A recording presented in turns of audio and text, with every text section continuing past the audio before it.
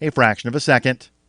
And as seen in the newly released surveillance video, not long after arriving, Lowe had in his hands the weapon and was able to pass it to another teacher.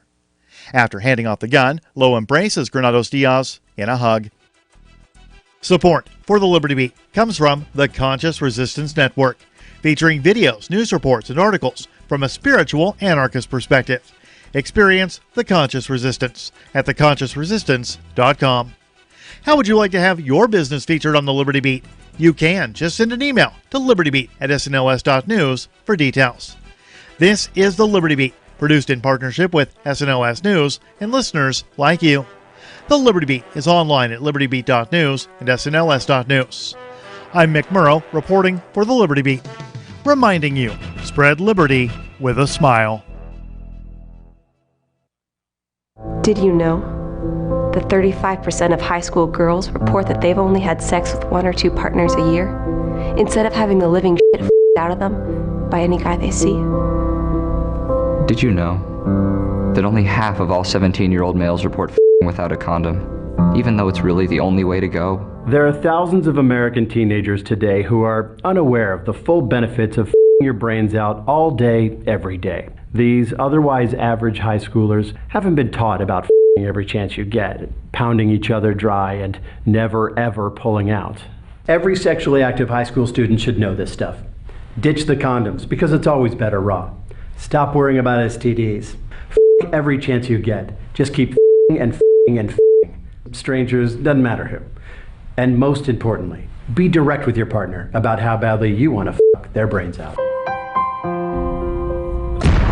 This is the Onion News Network.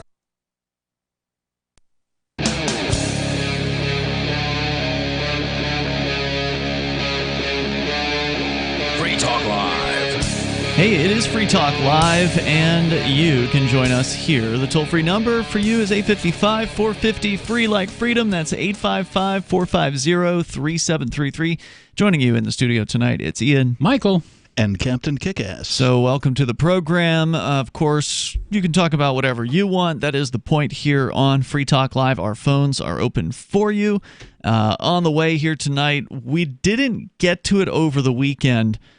There was all this news from various different places around the world about massive protests. We covered Catalonia in some detail, 500,000 people in the streets in Barcelona on Friday. Of course, Hong Kong protests continued despite a ban against protesting. That's not going to work. It didn't stop them. They still kept at it. So we covered those two this weekend, and we didn't get to the one in Lebanon, so we can talk about that a little bit later here tonight. But I don't want it to be all mass protests. We do have, in other news, gaming addiction to discuss here tonight. And Captain Kickass, you and I both had topics that were similar here. You've got a story that actually goes back in time and looks at gaming addiction from long before there were video game addictions. The story I have is about specifically video game addiction. This is the new hot thing for parents to be over-concerned with. Of course, government bureaucrats, psychologists or psychiatrists, people that want to have more clients for their business of telling people how to live and what they should think. That's what's driving a lot of this video game addiction fervor. The busybodies. Now, that's not to say that there aren't people who have problems. Sure. And that there aren't people who have, say, lost their girlfriend or fiance or lost their job or, because they're addicted to some game or another. So from the Los Angeles Times, from Seoul, South Korea, his video game habit started in middle school. His bedroom door was always locked, and when his grandmother stood on the veranda and peered through his window, he was invariably engrossed in an on-screen gunfight. He eventually began disappearing to play at internet cafes. Night after night, she would search for him, and he would try to evade her. Now, he's 21 and unemployed. In June, at his grandfather's funeral, he was playing games on his phone. Quote, "There wasn't a day he'd go without playing," said his grandmother, who raised him and felt so ashamed by his situation that she would speak only on the condition that her family not be named. She said, games ruined the child. That's a controversial opinion in South Korea these days, where video games are practically the national pastime, played by the majority of adults and more than 90% of adolescents. Rising concerns over the effects of games on mental health have been met with skepticism and disdain by the $13 billion gaming industry. And they should be met with skepticism and disdain. If you've got 90% of adults who are doing a thing, well, that guarantees you that there's some crazy people in that 90%. Obviously. Yeah. You don't see 90% of people playing video games to excess like this guy did. No, that's true. And so what percent of the 90% is actually, horrifically addicted, damaging, level addicted? I think that's going to be a very small number. Yeah, well, and what we know from, addiction in general is that it's always a form of escapism, right? Correct. There's something else going on in, say, this kid's life that you've illustrated that he feels the need for escapism, and so he just happens to turn to the glowing box, which, it's a convenient method. I mean, there's a glowing box on your computer, there's one on your phone, we have them everywhere, right? We have these windows. There's a term that's come up I don't know, in the last decade or so, that I keep seeing on my feeds of news and social media and that kind of thing. It's called screen time. We got to limit your child's screen time. I've seen this, and it's now an app. Oh, really? To limit, not an app, but it's a feature on the new version of iOS. Wow. To say you can't use this thing more than X amount of per and you can day? go buy specific apps and lock them out for specific hours. Yes, control your child's screen time with the convenience of an app. I don't know about you. I mean, I know kind of, you do this a lot, and, I've done the podcast. I'm a musician. I've spent so much time in front of screens. It's my life. That it's That's funny. what I make fun of it. I call it staring at the glowing box, right? That's my term for it. So it's what I do. I don't feel like I'm addicted to it. So, I mean, how do you evaluate that on anybody? Well, you can evaluate addiction. I mean, there's certain levels of addiction that have an effect on somebody, right? So if your addiction is a habit and it's not really an addiction, meaning like it's not destroying your productivity, it's not destroying your ability to get the rent paid, it's not destroying your relationship because you're not paying attention to your significant other, then maybe it's not really an addiction. Maybe it's something you've got under control. It's just a hobby. It's something you do. Maybe it's a hobby. Maybe it's a benefit to your life. I mean, if you're using the screen to make your living, then that's a different story. I mean, I think you and I share that in that we're, Yeah. We sit in front of a screen and that's how we make our dollars. Yeah, right? if I'm not calling radio stations, sitting in front of a database of radio stations on the screen, I'm doing Bitcoin sales or something like that on a screen. And it's not to say that I don't enjoy being outside. Sometimes I sit outside on the screen. Take the laptop outdoors. Technology is great. I love sitting outdoors when the weather's nice. Yeah, exactly. So if you want to comment, are you video game addicted? When did you know that it was a problem for you? Because at some point, you should be able to, unless you're totally lost in whatever the addiction is, you should be able to realize, oh, whoops, I just lost my job. Maybe it's because I can't stop playing World of Warcraft or whatever, fill in the blank. Or your job sucks. I mean, I guess that's the other side. Or you suck at your job. There's always that possibility be. as well, where they were just waiting for you to be late so they could fire you because you were awful. But maybe the reason you were awful is because you're constantly on your phone playing a game, and you're not actually doing the things that you're supposed to do. I mean, who hasn't been at some restaurant or wherever and seen a waitress or whoever sitting on their phone when they should be tending to tables or cleaning something or whatever? It's so common. In fact, it's so common and problematic that a lot of smart restaurateurs are telling their staff, don't bring the phone in. Oh, no phones on the floor phone. or something like that? Yeah, you want to be on your phone, put it in the car, and then on break, you can go check your messages. Because otherwise, it's not just games. You got people on their chat apps and whatever else it is that they're doing. Well, and it's not just the staff either. It's the customers. Like I've seen people out on dates where they're supposed to be interacting with each other, and they're both just on the sitting phones. on the phone. I saw that the other day. Now, how do you know they were on a date? It could be, relatives. That could be. There was a couple sitting at the table next to me at the restaurant the other day, and Younger? they had said, Younger couple? mid-30s or something, right? And they had said something about, oh yeah, date night or whatever. I just kind of overheard the conversation, and then a little later on, both of them are on their phones, right? No conversation. Sitting across from each other. And I like to joke with people, so I walk by and I'm like, "So, are you guys texting each other?" Right? Oh my God! What did they say? They're like, "Oh no, haha." They laughed. They got the joke, but they're like, "Oh no, we're just doing this other thing or whatever." I'm like, "Oh okay." It was funny. It can be frustrating though for people, especially for parents who understandably want to have their kids experience being a kid, and for a lot of people that means going out and playing, right? Like in these days, it doesn't seem like it means that as often as maybe it did when we were younger or when our parents were younger. And so obviously people who are raising children want them to have a similar experience that they did, or maybe a better experience than they did, and they see the so-called screen time as being less than optimal. Whether that's true or not, I think is up for debate. But we'll continue here. More on video game addiction. So again, they're looking at South Korea, where 90% of, the majority of adults and more than 90% of adolescents, I think I might have misstated that before, are video game players. Rising concerns over the effects of games on mental health have been met with skepticism. The debate intensified after the World Health Organization earlier this year officially added, quote, internet gaming disorder, unquote, to the 2022 edition of its International Classification of Diseases, which sets global standards for diagnosis. Can you really call it a disease? It's not.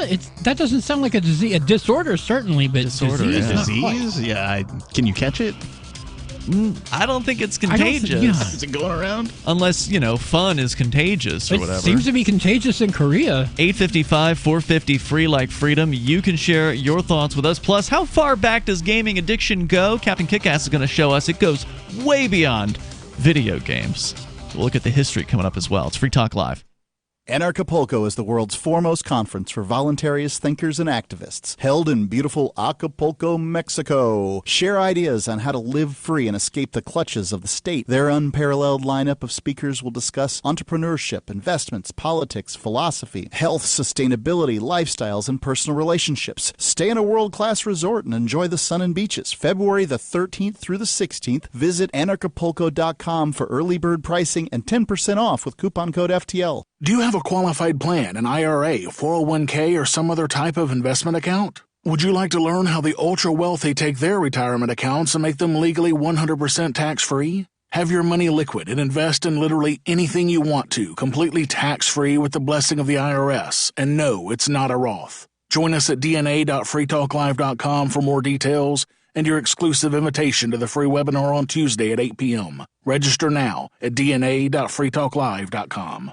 Balance of Nature, changing the world one life at a time. This is not rehearsed. I'm just some person that listened to the commercial and said, you know what? Fruits and vegetables, how can I go wrong? At one point, I was going to stop taking it. And then I got a message saying that even if you stop taking it, you still have your coat for 2 months. And that's when I really realized you people aren't looking for money. You really care about the human being and helping people. So to me, that is the most important thing. Experience the Balance of Nature difference for yourself. Call or go online now and become a preferred customer, which gives you our best pricing and free shipping. And we'll take off an additional $25 on your first order. This will be a limited time offer, so don't wait. Call 800-2468-751 or go to balanceofnature.com and use discount code FTL. While waiting to interview for a web consultant position with local marketing firm Bizco, applicant Ryan Ehrlich told Onion reporters he wasn't entirely sure he was dynamic enough for his prospective employer. When I first saw that the agency was looking for a leader willing to contribute as a valued member of the team, I thought it was the perfect fit. But the more I think about it, the less I'm sure I'm actually an energetic self-starter. I mean, I think I'm a versatile independent thinker, but honestly, how do you even know for sure? Ehrlich, who found Bizco's online job posting earlier this week, went on to express doubts that he truly possesses the forward-thinking instincts and next-generation idea assets required to work with the fast-paced marketing firm's team of self-starters. Can I reimagine a brand for a digital landscape? Sure, but do I really have the energy, skills, enthusiasm, and passion to be a part of this dynamic, growth-oriented company? I just don't know. Oh God, who am I kidding? There's no way I'm on the cutting edge.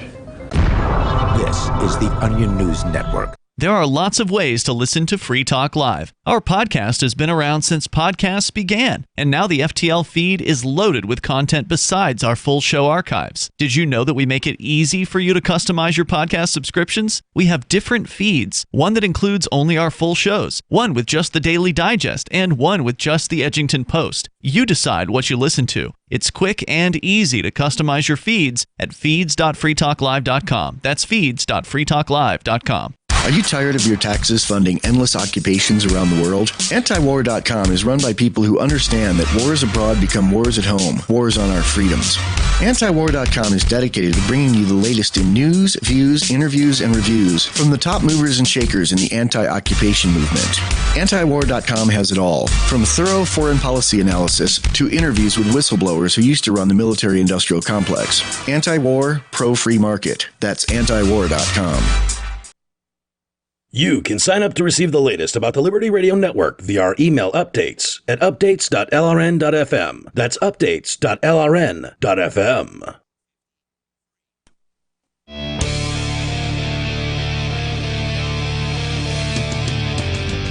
This is Free Talk Live. You can bring up whatever you want here. We're talking about video game addiction.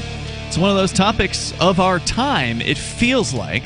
But as Captain Kickass is going to reveal in a little bit, turns out gaming addiction actually far precedes video game addiction. That's just the latest version of it. We'll tell you more about that on the way here. You can join us. Maybe you want to tell us about your addiction. Maybe it's not you. Maybe it's somebody you know, somebody who's close to you that's currently suffering or previously had suffered. How did they get out of it? Or are they still stuck in it? If you want to share your story, you're welcome to join us. Our toll-free number is 855-450-FREE. That's 855-450-3733. We also have the Discord call-in line rooms over at discord.lrn.fm. Now, if you'd like to learn how the ultra-wealthy take their retirement accounts and make them legally 100% tax-free and have your money liquid and invest in literally anything you want to, completely tax-free with the blessing of the IRS, and no, it's not a Roth, you can visit dna.freetalklive.com and get an invitation to the free webinar that's going to be happening tomorrow night at 8 p.m. Eastern. With Fortune DNA, they say that you can invest in anything that you want, 100% tax-free for you and your heirs, and use your money before you're 59 and a half without ever losing your principal. They will tell you that you can avoid the volatility of the market and put certainty back into your investing future, as well as keep full access to your money with Fortune DNA. You can join the ultra-wealthy by using a 160-year-old investing program that is no longer exclusive. Visit dna.freetalklive.com for more details and the invitation to the free webinar happening tomorrow night at 8 o'clock Eastern Time over at dna.freetalklive.com. As we continue here, a story from the Los Angeles Times focusing initially in South Korea about how many people there are having difficulty with video game addiction, where they say that up to 90% of adolescents and the majority of adults are video game players. That's not to say that those people are addicted or have a problem. I would imagine if it's anything like drug addiction, it may be as much as 1% that have serious problems, because that's what the folks over at Law Enforcement Against Prohibition have cited as far as like serious drug addiction. That sounds about right. About 1%. It was, according to the story here, now you've got the World Health Organization adding internet gaming disorder to its international classification of diseases. That's a horrible acronym, too. They could have come up with something trendy. What's that, World Health Organization? IGD. Oh, IG. Yeah. International Classification. Internet Gaming Disorder. Oh, gaming disorder. Yeah. Gotcha. South Korea's mental health professionals say this is a welcome development, that the classification will broaden the understanding of the problem and improve treatment. I'm not sure how that is, but they're happy about it. They point to multiple incidents of gamers dying after playing for days with little food or sleep. In 2009, a couple became so consumed by games that they allowed their infant daughter to die of malnutrition. Okay. That's addiction. I was about to ask, how do you play so much video games that you die? It's not the person playing the games. Well, no, that has happened where people who've played the games have died. I've heard those stories, and they were out of Korea. It's usually South Korea where they have, gaming tournaments, they have these internet cafes, and these addicts will go to these places and do nothing but play video games for multiple days straight, lack of sleep, lack of nutrition. Wow. It all compounds, possible heart attack or whatever. I'm not sure what actually kills them. It may be a different thing in different cases, but it has been the case where they'll slump over dead or whatever. It's got nothing to do with the massive caffeine beverages that the gamers seem to like, I'm sure. Maybe it does have something to do. Yeah, it could. It could. The South Korean government has assembled a panel of experts and industry insiders to study the issue and could add gaming disorder to its own Korean standard classification of diseases as soon as 2025. The country's gaming industry argues the classification will have dire economic consequences. Only the United States, China, and Japan have bigger gaming sectors than South Korea, which exported $6 billion worth of games in 2017, more than 10 times what the country's K-pop music industry brought in.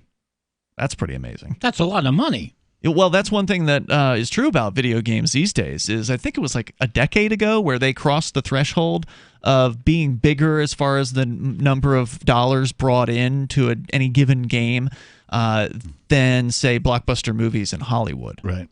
So it's become an even larger and more sort of mature industry in that way. I mean, obviously it hasn't been around as long, but to surpass blockbuster movies is a tremendous achievement. Now, obviously that's not true of every game, but I think they call them AAA games, the games that come from the Electronic Arts, the Activisions, these big game production houses. It's not uncommon to see those rake in a lot of money. Well, an industry is big when a sub-industry spawns on top of it where people just watch games. Yeah. Yeah, that's a thing now, esports. A big thing. Yeah. And Twitch. And by the way, we broadcast on Twitch. I haven't played a game on Twitch in probably 3 months. Do you watch other people play games on Twitch? No, I don't spend much time doing that. I have done it in the past, just when I was kind of learning about Twitch to kind of see what else was out there. Yeah. But I don't spend much time watching programming, period, let alone, even seeing movies. Kim Jong-tae, a professor of game studies at Dongyang University and veteran game developer who signed on to a task force pledging to fight the disease classification, says it'll be a disaster. The entire ecosystem of the game industry could collapse. And I don't know, maybe that's what happens in Korea when the Korean government changes some classification, but I feel like that gives too much credit to the government. The idea that, just because the government has now classified this as a disease is what, going to stop people from buying games? I don't think it's going to have that much of an effect. There's the whole video game addiction thing. It seems to me like it's just a tiny percentage of people. If there was you have 90% of adolescents and the majority of adults in Korea playing some kind of video games. Have you seen Seoul? It is like this big bustling economic powerhouse. Yeah. If there was a big video game addiction problem, Seoul would not look like that. True. I mean, you mean they wouldn't be getting anything done, right? Because people be addicted to games.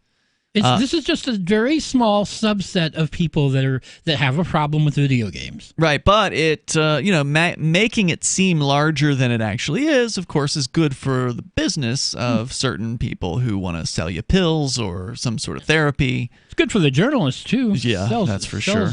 News. We'll talk about it. I mean, we've talked about this stuff over the last couple of decades here on Free Talk Live, and part of that is because a lot of our hosts are gamers, or at least to some extent, or grew up with games and are certainly familiar with them.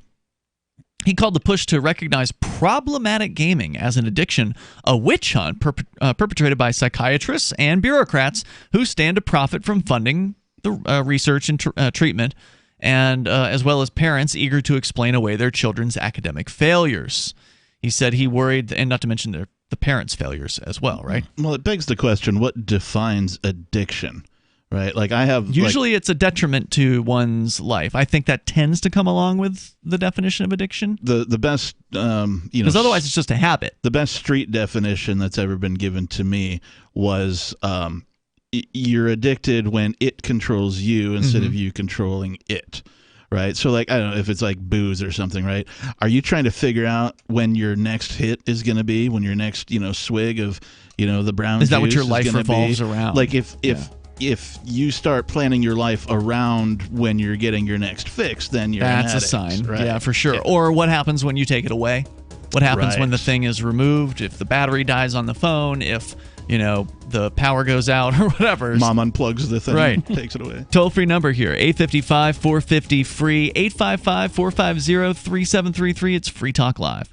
I can definitely say that I have found the best cryptocurrency wallet. Certainly the best named one. I'm Mark Edge, and I love the Edge wallet. I've been using it for the last few months. You can buy, sell, trade, and hold your cryptocurrency securely. I trust my holdings of all the major cryptocurrencies to Edge wallet, and you should too. No long phrases to memorize, just a username and password. Secure your freedom with Edge wallet. Get it now on Apple or Android in the App Store or at edge.app. Bitcoin.com has launched a trading platform at local.bitcoin.com, allowing you to buy or sell Bitcoin Cash via dozens of payment methods like PayPal, Venmo, bank deposit, remittances, or meeting in person with cash. There are no ID requirements to sign up for and use the site, and all communications between buyers and sellers are encrypted. Finally, a global trading platform that respects your privacy. Visit local.bitcoin.com to get started trading Bitcoin Cash.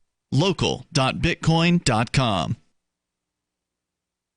Since time began, tyrants have taken aim at personal liberties.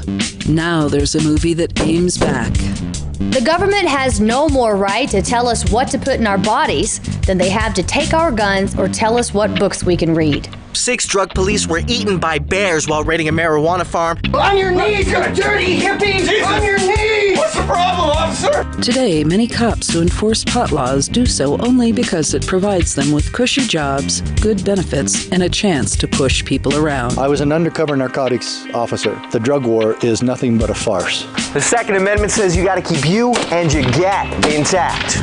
Guns and Weed, The Road to Freedom. A film by Michael W. Dean and Nima Vadadi.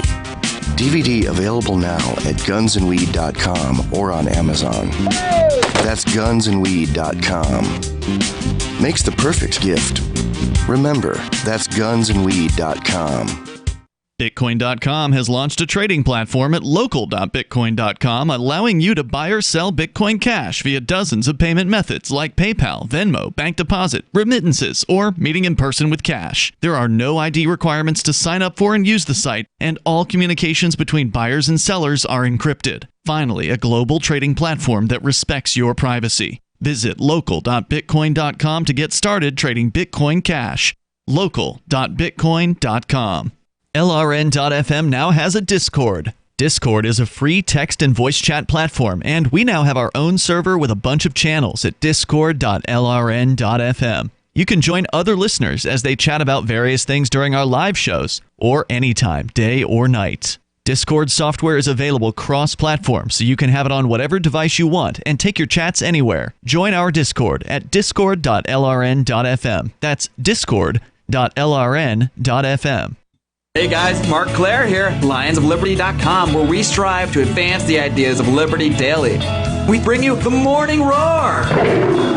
That's right, every Monday to Friday we'll have a brand new edition of the Morning Roar, where we provide a roundup of some news stories that you may not find in the mainstream media or even in your typical social media newsfeed.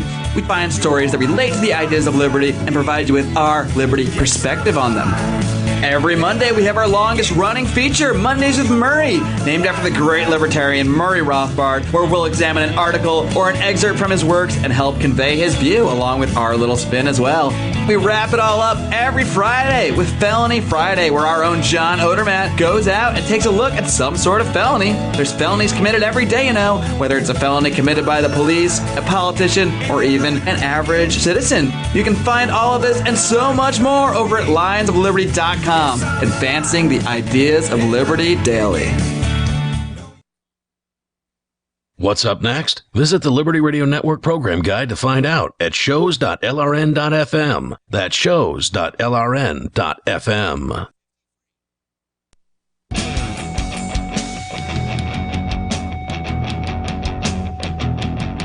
It's Free Talk Live. Toll-free number here, 855-450-FREE. That's 855-450-3733. How do you know when you're addicted? And this is one of those questions that does come up when we talk about things like this. When do you cross the line between addicted, or from liking video games to being addicted to video games. The definition, according to dictionary.com, is addicted as an adjective, devoted or given up to a practice or habit, or to something psychologically or physically habit-forming. Not the best definition here. Yeah, I mean, like working out could fit that definition, right? And there are people like that. There are people like that who are constantly working out. Well, yeah, I mean, there's like folks who are like the extreme like weightlifters, and they have a personality type where they do that. But I mean, like, again, at what point? I think that's something only an individual can really identify. Well, right, because a certain level of gaming may have one effect on one person, but another person may be able to handle it. Maybe they've got more of a disposable income, so they have more free time, and playing the games won't lose them their job or something like that. Right. But there are people who've lost jobs, lost significant others, and so these are some of the telltale signs that you might have a problem. I have to assume that there's some sort of proposed or already in place government intervention. You talking about the South Korea situation? Sure. Well, that's what we're looking at here with the Los Angeles Times story. We'll get back into that here. Plus, the history of gaming addiction goes way back beyond video games, and Captain Kickass will tell us about that coming up here. But I also want to let you know something I'm pretty into is cryptocurrency. Over at local.bitcoin.com, you can buy or sell Bitcoin Cash with dozens of payment methods, and it's finally a global trading platform that respects your privacy, meaning to sign up for local.bitcoin.com, you don't have to show them any identification. That makes that website very different from its competition. So awesome. All of its competitors that I've seen, they want to know who you are and where you're from. They want to see your ID. And local.bitcoin.com doesn't care about that because they don't hold your funds at any point during the process. And that's one of the things that makes them very different. You can use, as I said, dozens of payment methods. If you're a seller, keep in mind some payment methods are higher risk than others. So you do need to do your due diligence and find out what kind of risks you're taking. If you're a buyer and you're buying from a seller that's got good reputation, you're probably pretty safe to do that. So go to local.bitcoin.com to get started buying and selling Bitcoin Cash as we continue here, where the gaming industry obviously not happy to find out that the United Nations and the World Health Organization, for instance, WHO has added internet gaming disorder to its international classification of diseases. In South Korea, professor of game studies and veteran developer Kim Jung-tae says it'll be a disaster if this is added, the similar so-called addiction is added to the South Korean government definitions. He called the push to recognize problematic gaming as an addiction a witch hunt perpetrated by psychiatrists and bureaucrats, worrying that increased regulation would spur gaming companies to move overseas. Because one thing's for sure, it's not going to stop the development of gaming. There's such a demand out there for these products. They're more amazing, in a lot of ways than they've ever been. It's a phenomenon that is not ever going to leave us. Can you imagine being like sort of a rogue, game developer? An underground game developer. Like, oh, Black man. market games. Hey guys, can I crash on your couch? I'm on the lam. Why? What's going on? Yeah, I'm making video games. Right. Yeah. Well, I mean, we laugh, but if it were to be outlawed somewhere, that's exactly what would happen. You can't outlaw entertainment. People want their forms of entertainment. Well, look at North Korea. If you outlaw entertainment, then only outlaws will be entertained, I guess. Well, or entertaining? I don't know. And it drives a lot of people to become outlaws who had not before. Right. Because, look at North Korea. I mean, we're talking about the Koreas. North Korea does have entertainment outlawed. I mean, having a video game system is probably not even a possibility there. But getting files on a flash drive is a little bit easier. They literally smuggle they float those in on balloons. Or where the sun don't shine. There's different ways to get a flash drive from one point to another. You pay off some guards. It's a suppository. And you move product across the border. In this case, it's not drugs. It's flash drives with movies. With movies from Hollywood and South Korea, South Korean TV shows, K-pop, things like that. People will put their lives on the line because they're facing potential death and certainly labor prison camp in North Korea if they get caught moving this stuff across borders. I hope they're at least using like micro SD cards or something. Well, flash drives are pretty small. Something a little more comfortable to these smuggle days. And I suspect they're moving more than one of them at a time as well. So the Ministry of Culture, Sports, and Tourism, which is tasked with promoting and supporting the gaming industry, has estimated the gaming disorder designation will reduce revenue by $9 billion over the next 3 years and cost 8,700 jobs. He said, the expert says, games like air are already a part of our lives. It has lobbied the World Health Organization to drop the classification and urged South Korea to reject it, putting it at odds with the health ministry. Mental health advocates say concerns the industry will come crashing down are overblown. Rung Sung Won, addiction specialist and professor of psychiatry, says, quote, alcoholics don't blame the company that makes the liquor. You don't stop manufacturing cars because there are automobile accidents. And I tend to agree with that Makes perspective. sense to me. Rose said one of his patients was a video game addict who was hospitalized for a month for psychiatric care after the owner of an internet cafe got worried about him and called the police. Here's a tip.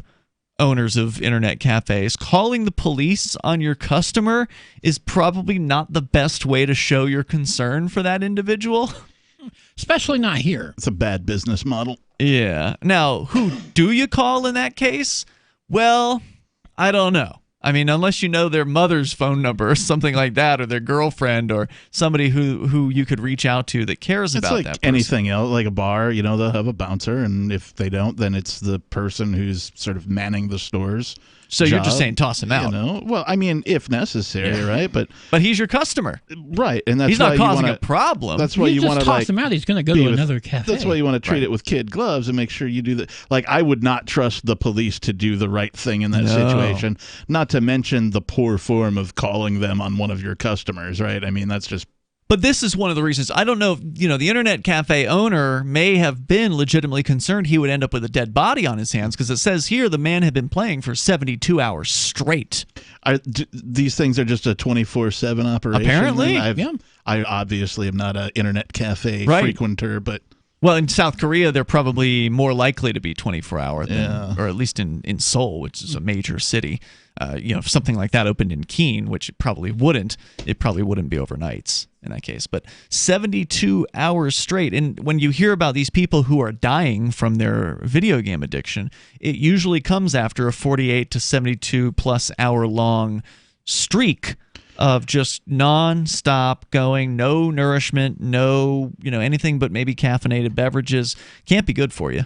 Yeah. I mean, what I would do is, I would incorporate something into my business model, right?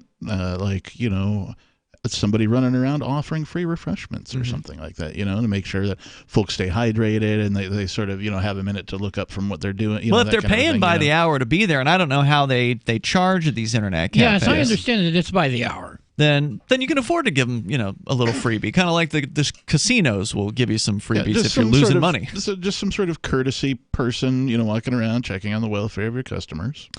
There clearly exists a population for whom this is a problem, said one of the experts. Still, there are divisions among mental health experts over whether excessive gaming should be classified as a mental disorder. Some say game addiction is, in most cases, a sign of other underlying mental health issues, including depression or ADHD. They also say it may be a manifestation of problems within the family, and the treatment needed may be for something other than the problematic gaming itself. Indeed, that could be trying to squash the symptom rather than the cause. Where is this coming from? What is the reason why this person feels the need to escape their life for 72 hours straight? Right, yeah, you got to address the issue. The toll-free number here is 855-450-FREE. Okay, we do get an estimate here coming up of the percentage of people, at least in the United States, that are potentially diagnosable with acute gaming disorder. We'll tell you that coming up here, and you can share your stories if you got them. It's Free Talk Live. Hunters, anglers, campers, and survivalists. Get back to nature. Expand your horizons with the highest quality, most versatile, unique slingshots and sling bows on the market at slingbow.com. Slingbow products are compact and models start from just $17.98. They're perfect for your bug out bag or storing in your vehicle. Give yourself and your loved ones the excitement and tradition of Slingbow, a new frontier in archery and truly modern twist on this primitive survival tool. Feel the thrill only at slingbow.com.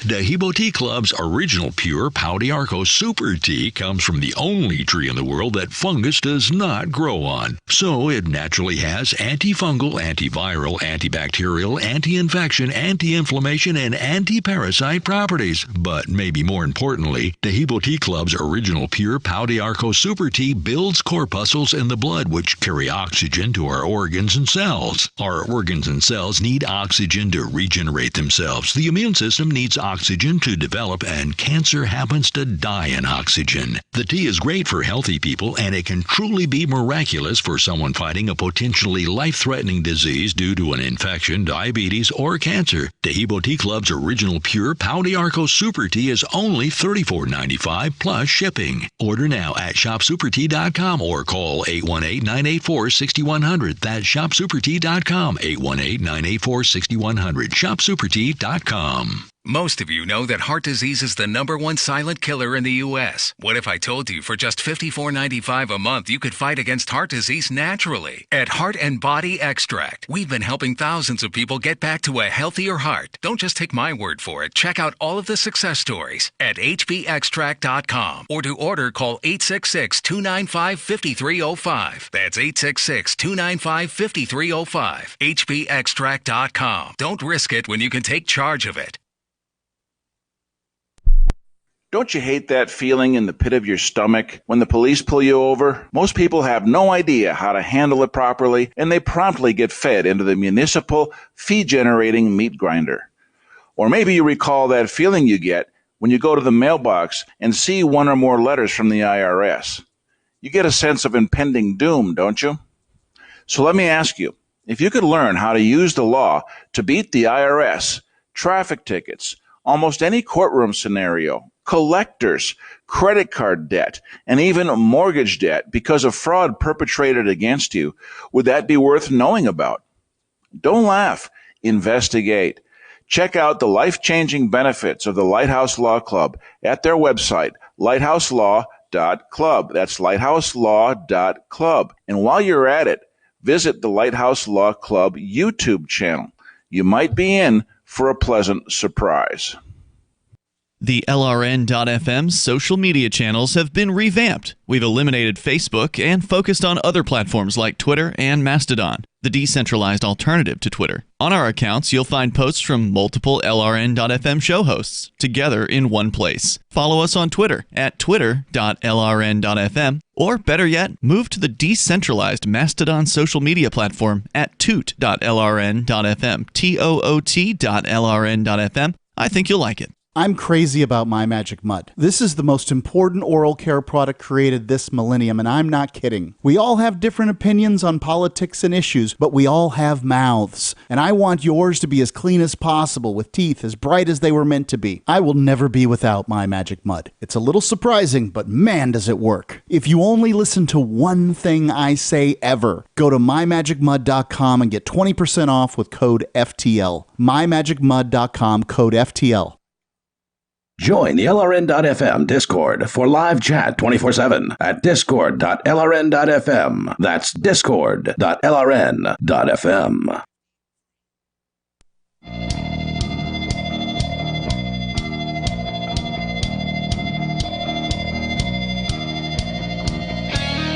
It is Free Talk Live, and you can bring up whatever you want here. Our toll-free number is 855-450-FREE. Are you a gaming addict? If so, you're probably not listening to us right now because you're playing whatever your favorite game is. Pay attention. You could have it on in the background. You could. I don't know about you, but I know some people claim they can do it. I can't listen to talk radio if I'm doing something that requires thought. Yeah, for me, video games always had to have like music in the background. Yeah, music, no problem. I don't need to focus on that in order, I don't have to pay attention. But I mean, even as things change during the video game, the music changes, right? Like you get into a more intense situation, the music intensity picks up. That's a newer thing. Like back in the old days, they didn't have that. It was just the music was what it was for the level that you were on. Right, yeah. But yeah, now when things get more intense. Although I can play a game with music on in the background. Like if I turn the game volume all the way down and then just listen to music, that's fine. Right. But there's no way I can do it with talk radio. But if you're out there and you want to share your experience, you're welcome to join us. Let's go to your phone calls and thoughts. We got Penguin X on the line on our Discord server. Hey, guys. wanted to call in real quick about something that's going on, current events. Sure. Kind of had some things to say about contractualism, but I will save that for another day. Right now, there's a lot of major protest movements going on all over the world, but I wanted to discuss what's going on currently in Lebanon right now. What is going on over there? Because we didn't get to that story this weekend. Yeah, there's so many of them, but this one's going on this is the most current happening right now. It's the people were in the streets. They started demanding the resignation of the administration, the government. They want the government out. So there's a major financial crisis. So of course there has to be a trigger. Major financial crisis where people can't get dollars. They're begging Lebanese businessmen overseas, and there are many, to come back and deposit U.S. dollars into their banks. They're having a major cash liquidity crisis. Their currency is garbage. Really? And What's it called? What's the Lebanese? I currency? don't even know, honestly. And don't say hash.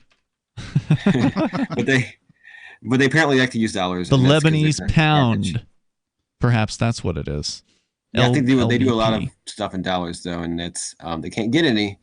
And and also they have these problems, they have rolling blackouts and brownouts, and they can't get water infrastructure. And Lebanon used to be a modern country. They've had a lot of problems, but it used to be a modern, developed country, and it still is. But they're letting it decay with all this corruption they're seeing at the top, and they just had enough. Sounds a lot like California. It does.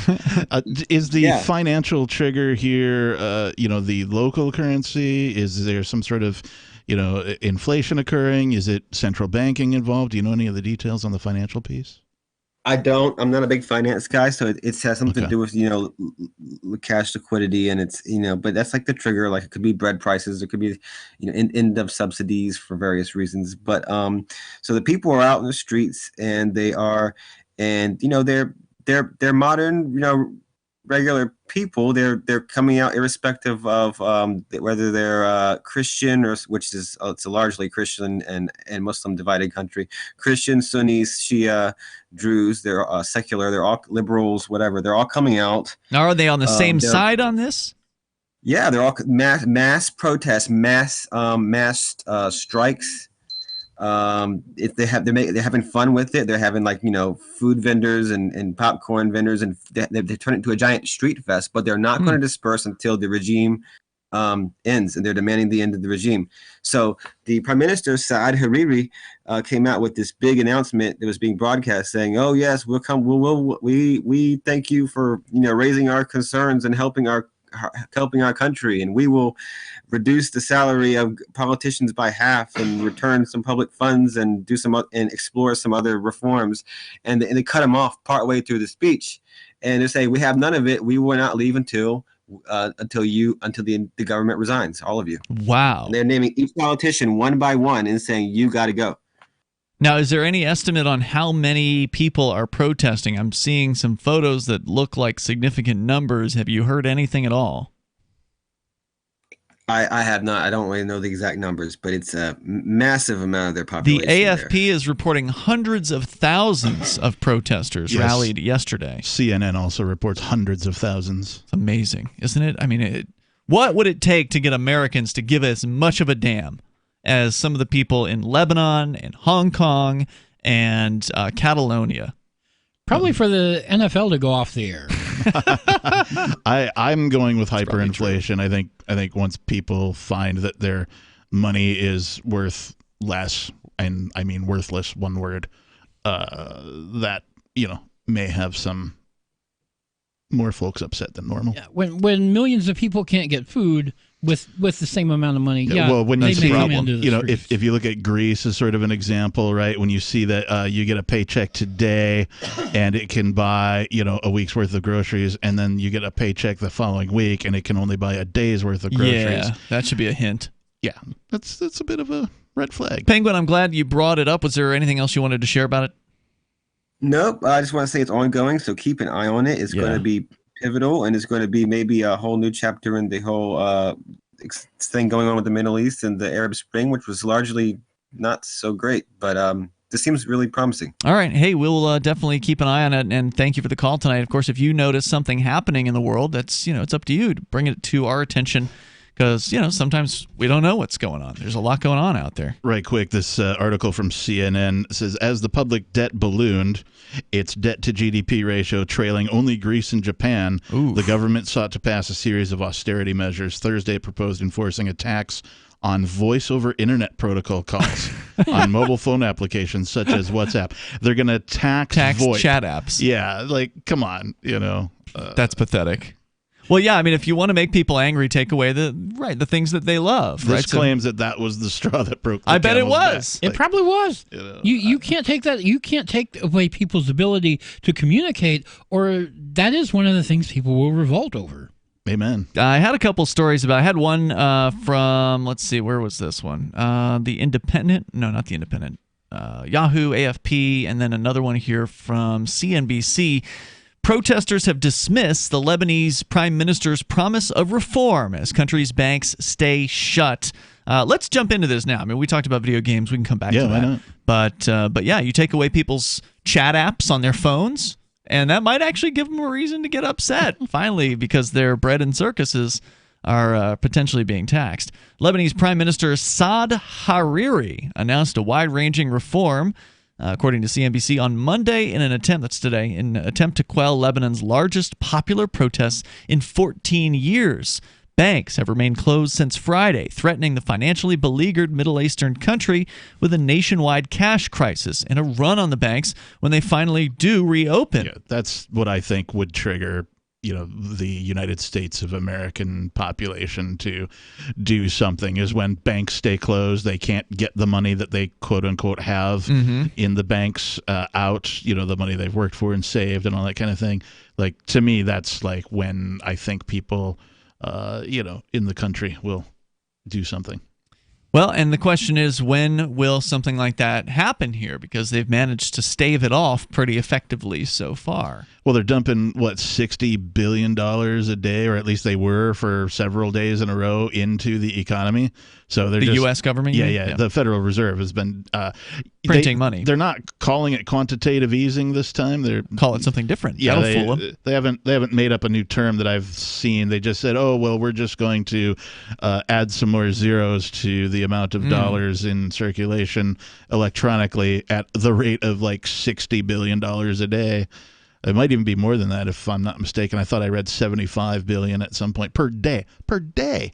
Right? And, the folks at the bottom of the economy never realize, any of that money coming in. It always filters down from the top down as far as the economic ladder is concerned. So right now it's unknown when the banks are going to reopen. The plan includes a 2020 budget targeting a deficit of 0.6% of GDP, halving the salaries of lawmakers and ministers, which would be nice to see that. I mean, that's pretty unusual for a politician to actually propose reducing their own salary, which must mean they feel like they are under severe threat. They should be shaking in their drawers. Yeah. I mean, having the salaries of lawmakers and ministers, eliminating entire public bodies of certain ones, which ones I'm not sure, but a draft law to restore looted state money, and importantly, no new taxes.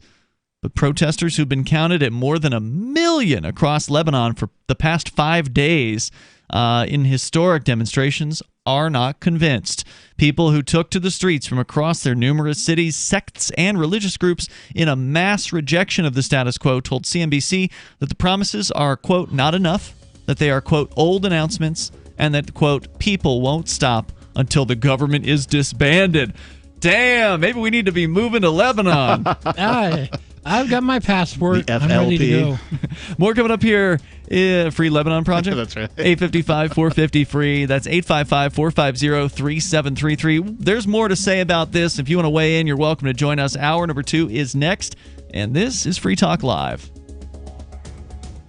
Do you have a crypto wealth advisor or coach? If so, has your cryptocurrency advisor been investing in technology stocks for over 20 years? Have they left the corporate world and retired? Or are they still trying to make a weekly paycheck? Have they produced 6-figure results for their customers in the past 30 days? And very importantly, are they a member of the Digital Currency Council? Seth Maniscalco is the founder of Crypto Wealth Coach and CryptoWealthCoach.com. Seth invested in his first Roth IRA at 19 years old while living abroad and has been investing in Wall Street and technology for over 20 years. investors with experience in all the money markets. By comparison, so many of these so-called crypto gurus have barely been alive for 20 years. Seth has not only experienced personal success from his own investments in crypto, he has also helped his clients earn 6- and 7-figure incomes, including helping investors make over $750,000 in EOS in 90 days and 1,225% in only 5.5 months with Chainlink. Seth has help for the small do-it-yourself guy on up to crypto whales. Increase your wealth. Visit CryptoWealthCoach.com. There are basically two types of advertising: direct response and branding. Radio's great for direct response with its low cost to listener ratio, but audio can't be beat for branding, which is a longer term endeavor. You want to be the first thing that someone thinks of when they think about your product or service. If you have a local business that you want kept top of mind in your community, call the station. If you need national reach, Free Talk Live's got around 200 radio stations, millions of monthly listening sessions, can suit all budgets, and if we don't think we're right for you, we'll tell you. Email me, mark@freetalklive.com. Some of you asked, and now we've delivered. LRN.FM's live Keene, New Hampshire studio shows are now streamed in HD on Twitch. Visit our channel at twitch.lrn.fm and give it a follow. If you have Amazon Prime, you get 1 free subscription on Twitch. If you use it on our channel, Twitch will give LRN.FM a monthly piece of your Prime subscription cost. So please watch, follow, share, and subscribe to twitch.lrn.fm. That's twitch.lrn.fm. You're listening to the live edition of Free Talk Live. Hour number 2 is next, after the news, here on the Liberty Radio Network at LRN.FM. This is the Liberty Beat, your daily source for Liberty news and activist updates. Produced in partnership with SNLS News and listeners like you. Online at libertybeat.news and snls.news. I'm Mick Murrow with your latest edition of the Liberty Beat. Gold is trading at $1,484, silver at $17.57, and Bitcoin is trading around $8,197. Today's prices are brought to you by InnoScale. Take off with Managed Cloud. Looking for a safe, secure way to store your important files online? Let InnoScale handle it for you. Their high-availability cloud servers are the perfect solution for clients needing one or more secure, scalable servers with built-in hardware failover protection. For details, see them online at innoscale.net. In the news, Julian Assange's extradition trial will move forward in February 2020 after a London judge denied his request for a 90-day extension to submit evidence and formulate his claim that unprecedented charges against him are politically motivated. Activist Post reports that Judge Vanessa Barrister of the Westminster Magistrates Court refused the request, which the United States opposed. The 48-year-old Assange faces 18 counts in the U.S., including conspiring to violate an espionage law and assisting whistleblower Chelsea Manning with hacking into classified Pentagon computers. The WikiLeaks founder could face up to 175 years in prison if convicted. In June, former Home Secretary Sajid Javid signed Assange's extradition order. After his request was denied, Barrister asked if Assange understood the events in court, to which he replied, quote, "Not really. I can't think properly." End quote. The Liberty Beat is sponsored in part by Brave Botanicals. High-quality kratom and CBD at reasonable prices with excellent customer service. Brave Botanicals is activist-owned and mission-driven and believes so strongly in the power of kratom, they're giving it away for free. Just go to freeounceofkratom.com for a free ounce of kratom delivered to your door. Just pay shipping. That's freeounceofkratom.com. This is the latest edition of the Liberty Beat. Find us online at libertybeat.news and snls.news. Your news now continues. Louisiana prosecutors were forced to drop felony marijuana charges against a man after potential jurors balked at criminal charges for cannabis possession. Police busted Jabbar Kinsey on Bourbon Street with an ounce of marijuana. The server at New Orleans landmark Antoine's Restaurant faced a potential sentence of 15 to 20 years in prison under Louisiana's three strikes law. Kinsey had 2 prior nonviolent convictions. But the judge was not able to seat a jury because too many potential jurors refused to consider a prison sentence for simple marijuana possession. Ultimately, prosecutors amended the charges to a misdemeanor under a plea deal. Kinsey will still spend 12 weekend days in jail, but he will not face the harsh prison sentence he would have served had he been convicted on a felony charge. A similar scenario unfolded in Montana in 2015. Prosecutors there also had to settle for a plea deal after the judge could not find one single person willing to sit on a jury and convict him. The Oklahoma City Police Department is dealing with embarrassment on a nationwide scale after a local man who pleaded guilty on charges of possession of cocaine was found to have actually been arrested for carrying powdered milk that he had gotten from a local food bank. The Mind Unleashed reports that 26-year-old Cody Gregg pled guilty to trafficking drugs on October 8th before being sentenced to 15 years in prison for his crime. The man had been arrested in August when police detained him for not having lights on the rear of his bicycle. During the arrest, Gregg, who was on probation at the time, attempted to flee officers before officers eventually detained him. At that point, officers found a large amount of white powder substance in a plastic baggie within a coffee can, along with a scale inside his backpack. Subsequent lab testing revealed that the powder was actually powdered milk, which the defendant said he had acquired from a local food pantry. Support for the Liberty Beat comes from the Conscious Resistance Network, featuring videos, news reports, and articles from a spiritual anarchist perspective. Experience the Conscious Resistance at theconsciousresistance.com. How would you like to have your business featured on the Liberty Beat? You can. Just send an email to libertybeat@snls.news for details. This is the Liberty Beat, produced in partnership with SNLS News and listeners like you. The Liberty Beat is online at libertybeat.news and snls.news. I'm Mick Murrow, reporting for the Liberty Beat, reminding you, spread liberty with a smile. A new report from the Department of Health and Human Services urges Americans to do something, anything at all. According to the study, getting off your ass and doing any sort of physical or mental activity could have positive health effects. Look, we're not expecting you to go to the gym. That's clearly not happening. Just walk outside for a few blocks and then come back home.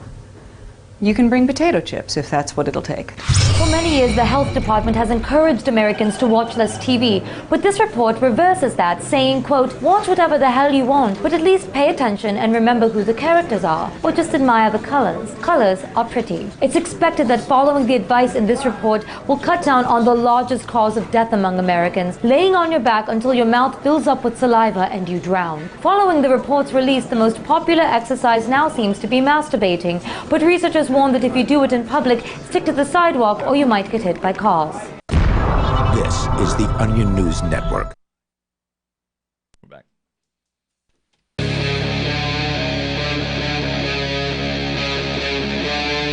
Free Talk Live.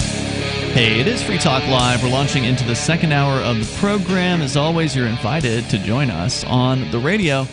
Protests with hundreds of thousands of people in Lebanon over in the Middle East.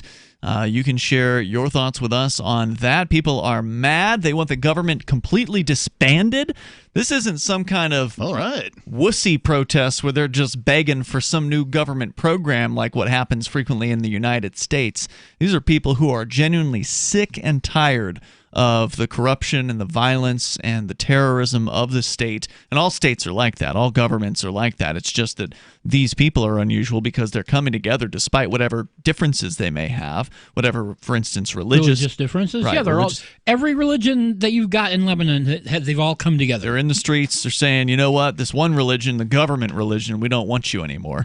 Get out of here. That's a cult. And we're going to get into that a little bit further. Your calls and thoughts are welcome. We can also continue discussing video game addiction, which is one of the things we discussed in the first hour of the show. But with you tonight, you've got Ian. Michael.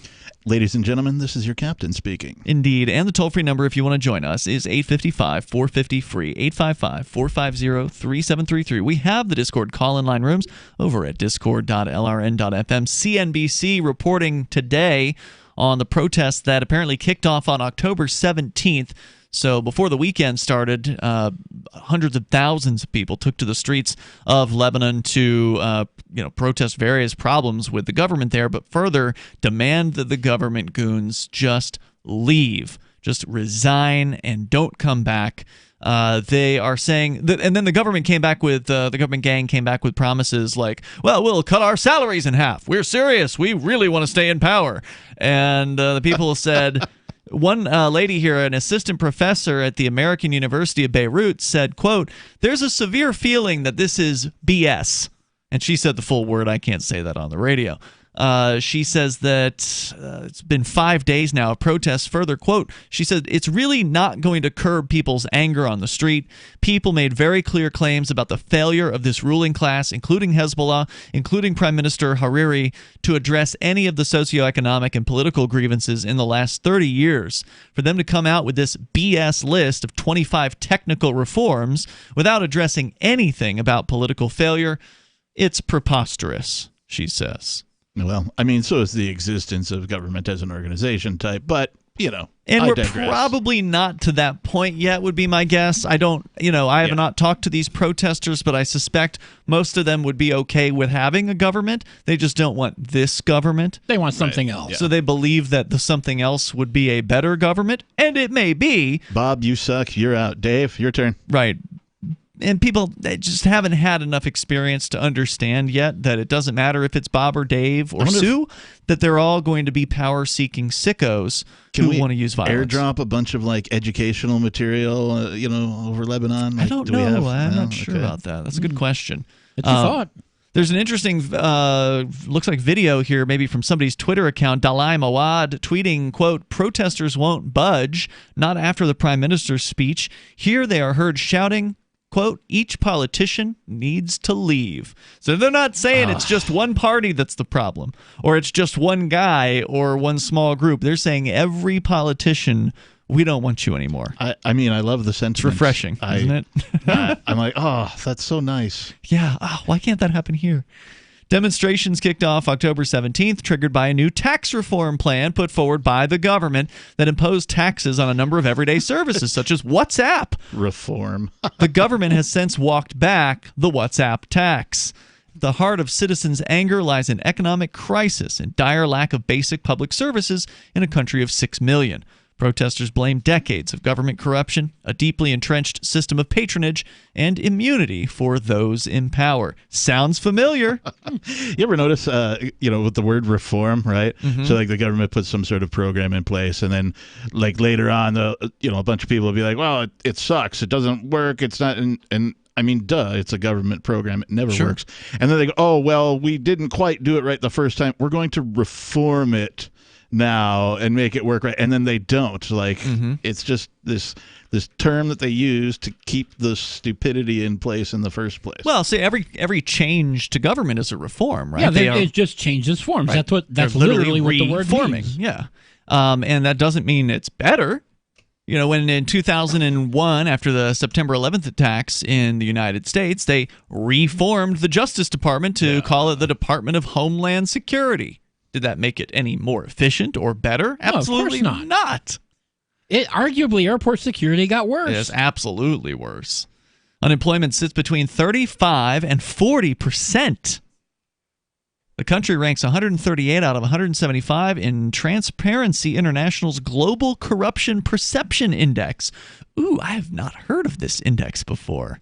Ooh, that sounds like a nice index. We're going to have to pull this up here.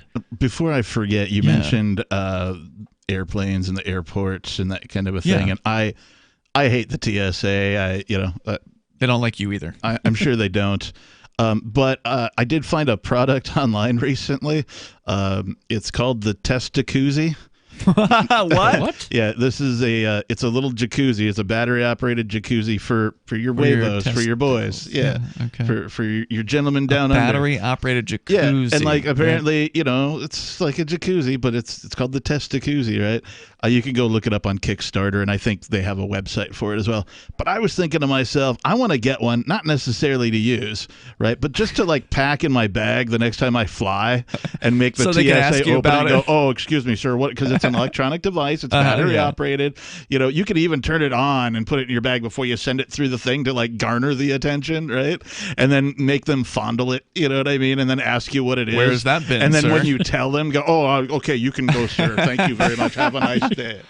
Oh, I'm tempted to ask you more questions about that, but we're on the radio, so I don't think we should talk about it any further. How to Troll the TSA by Captain Kickass. Meanwhile, Lebanon's 1.5-year interest rate is an eye-watering 23.5%, which bond traders say implies a 75% probability of default over the next 18 months. Now, normally when people buy bonds, they expect that the government's going to be a thing that exists in the future, but here they aren't so sure about that. Low economic growth and astronomical debt at 150% of GDP have only exacerbated problems like crumbling infrastructure that make frequent power cuts, hey, sounds like California, and mounting piles of uncollected garbage an everyday occurrence. Yuma Fawaz, Lebanese journalist and filmmaker, told CNBC, quote, "You are liars. I would love to tell them that," unquote, he says, stressing that Hariri's plan still failed to address the corruption and the electricity shortages that plague her country. She wrote on Twitter shortly after the speech, quote, "If you possess the ability to pass these economic reforms, what were you waiting for? Do you care so little for the people?" And the answer is yes. I mean, the three of us here agree, of course, but I mean, dear people of Lebanon, tell your government to go F themselves. That's what they're doing. And That's literally what they're doing. Dear people of America, tell your government the same thing. Of everywhere, really. Yeah. People of Earth. Yeah, absolutely. Right? Hear me now. Tell your governments to go F themselves and pick up Bitcoin. Start using that as your currency to exchange with your neighbors and families and friends, and just watch the magic happen.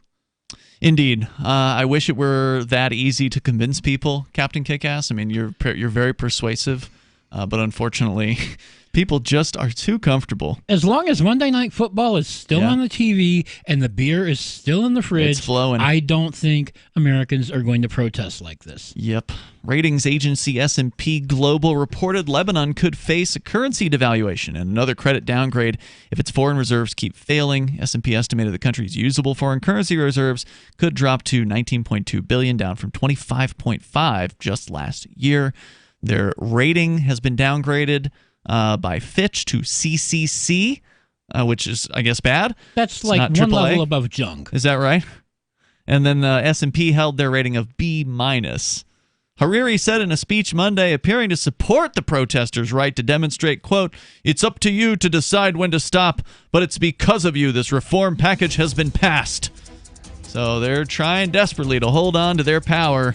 Your thoughts are certainly welcome if you want to join us here. 855-450-FREE. That's 855-450-3733. Where will it end? What will it look like when it does? Time will tell.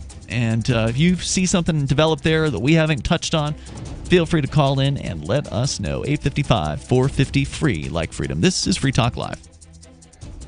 Anarchapulco is the world's foremost conference for voluntarist thinkers and activists, held in beautiful Acapulco, Mexico. Share ideas on how to live free and escape the clutches of the state. Their unparalleled lineup of speakers will discuss entrepreneurship, investments, politics, philosophy, health, sustainability, lifestyles, and personal relationships. Stay in a world-class resort and enjoy the sun and beaches. February the 13th through the 16th, visit anarchapulco.com for early bird pricing and 10% off with coupon code FTL. With Fortune DNA, you can invest in anything you want to, 100% tax-free for you and your heirs, and use your money before you're 59 and a half, without ever losing your principal, all with the blessing of the IRS. Avoid the volatility of the market, put certainty back in your investing future, and keep full access to your money with Fortune DNA. Join us at dna.freetalklive.com for more details and your exclusive invitation to the free webinar on Tuesday at 8 p.m. Register now at dna.freetalklive.com. What is it costing you in vet bills for that convenience of just pulling open a bag of formulated, extruded, processed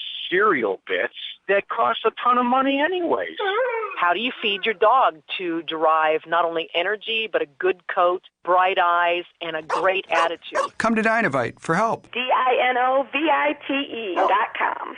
I found his raw meat diet on Dynovite.com with just the raw meat and the eggs and the Dynovite and the Super Omega on top of it. Try Super Omega Fish Oil. Buy 2, get 1 free. Ground beef, white rice, eggs, including the shells, and the Dynovite supplement, and then the Lico Chops. Try Lico Chops. Buy 2, get 1 free. It just balances out his body and his mind and his spirit. Adding Dynovite to their diet has every single dog in my kennel looking better than they have ever looked. Their skin is so much better now that they're on the raw diet. I don't even give them the kibble anymore. DINOVITE.com. Why did you move to the Shire? I moved here to the Shire because there's other people around who take liberty just as seriously as I do. I moved to the Shire because I saw videos of people challenging authority and thought that I could get support myself. It called to me, like, do this, right now. I wanted to be around people like me who got it, and once I got here, I knew there was nowhere else that I wanted to be. I've always wanted to change the world, so I moved to the Shire to join people who were actually working towards doing the same thing. The people here are awesome, loving, and positive. It was for the adventure and for the feeling of something important is happening here, and I just wanted to come to sort of be part of that. Visit ShireSociety.com to read and sign the Shire Society Declaration and learn the reasons why, if you love liberty, you should immigrate to the Shire. Plus, connect with others via the forum at ShireSociety.com. That's ShireSociety.com. So you've heard all 3 hours of the latest episode of Free Talk Live, and you're still hungry for liberty-oriented audio content? Did you know that we have another 24/7 audio stream at LRN.FM? The Liberty Radio Network airs the latest episodes of some of the best liberty-oriented podcasts on the internet around the clock. In addition to recorded content, you'll also hear live shows like Free Talk Live, originating from our Keene, New Hampshire studio. So listen anytime at LRN.FM. That's LRN.FM. What do you shop for that you could otherwise buy at Amazon? Pretty much everything, right? Amazon has competitive pricing and they deliver, and that's a big plus. If you could plan ahead in your shopping, would you be interested in saving up to 33%? There's a catch. You have to do your shopping in Bitcoin, but imagine those savings. It's like a huge raise. All you have to do is go to saveitpurse.com. We've saved thousands, and you can too. Plan ahead and save. Saveitpurse.com. Live video of our Keene, New Hampshire-based shows is streamed on DLive. Please follow and share at dlive.lrn.fm. That's dlive.lrn.fm.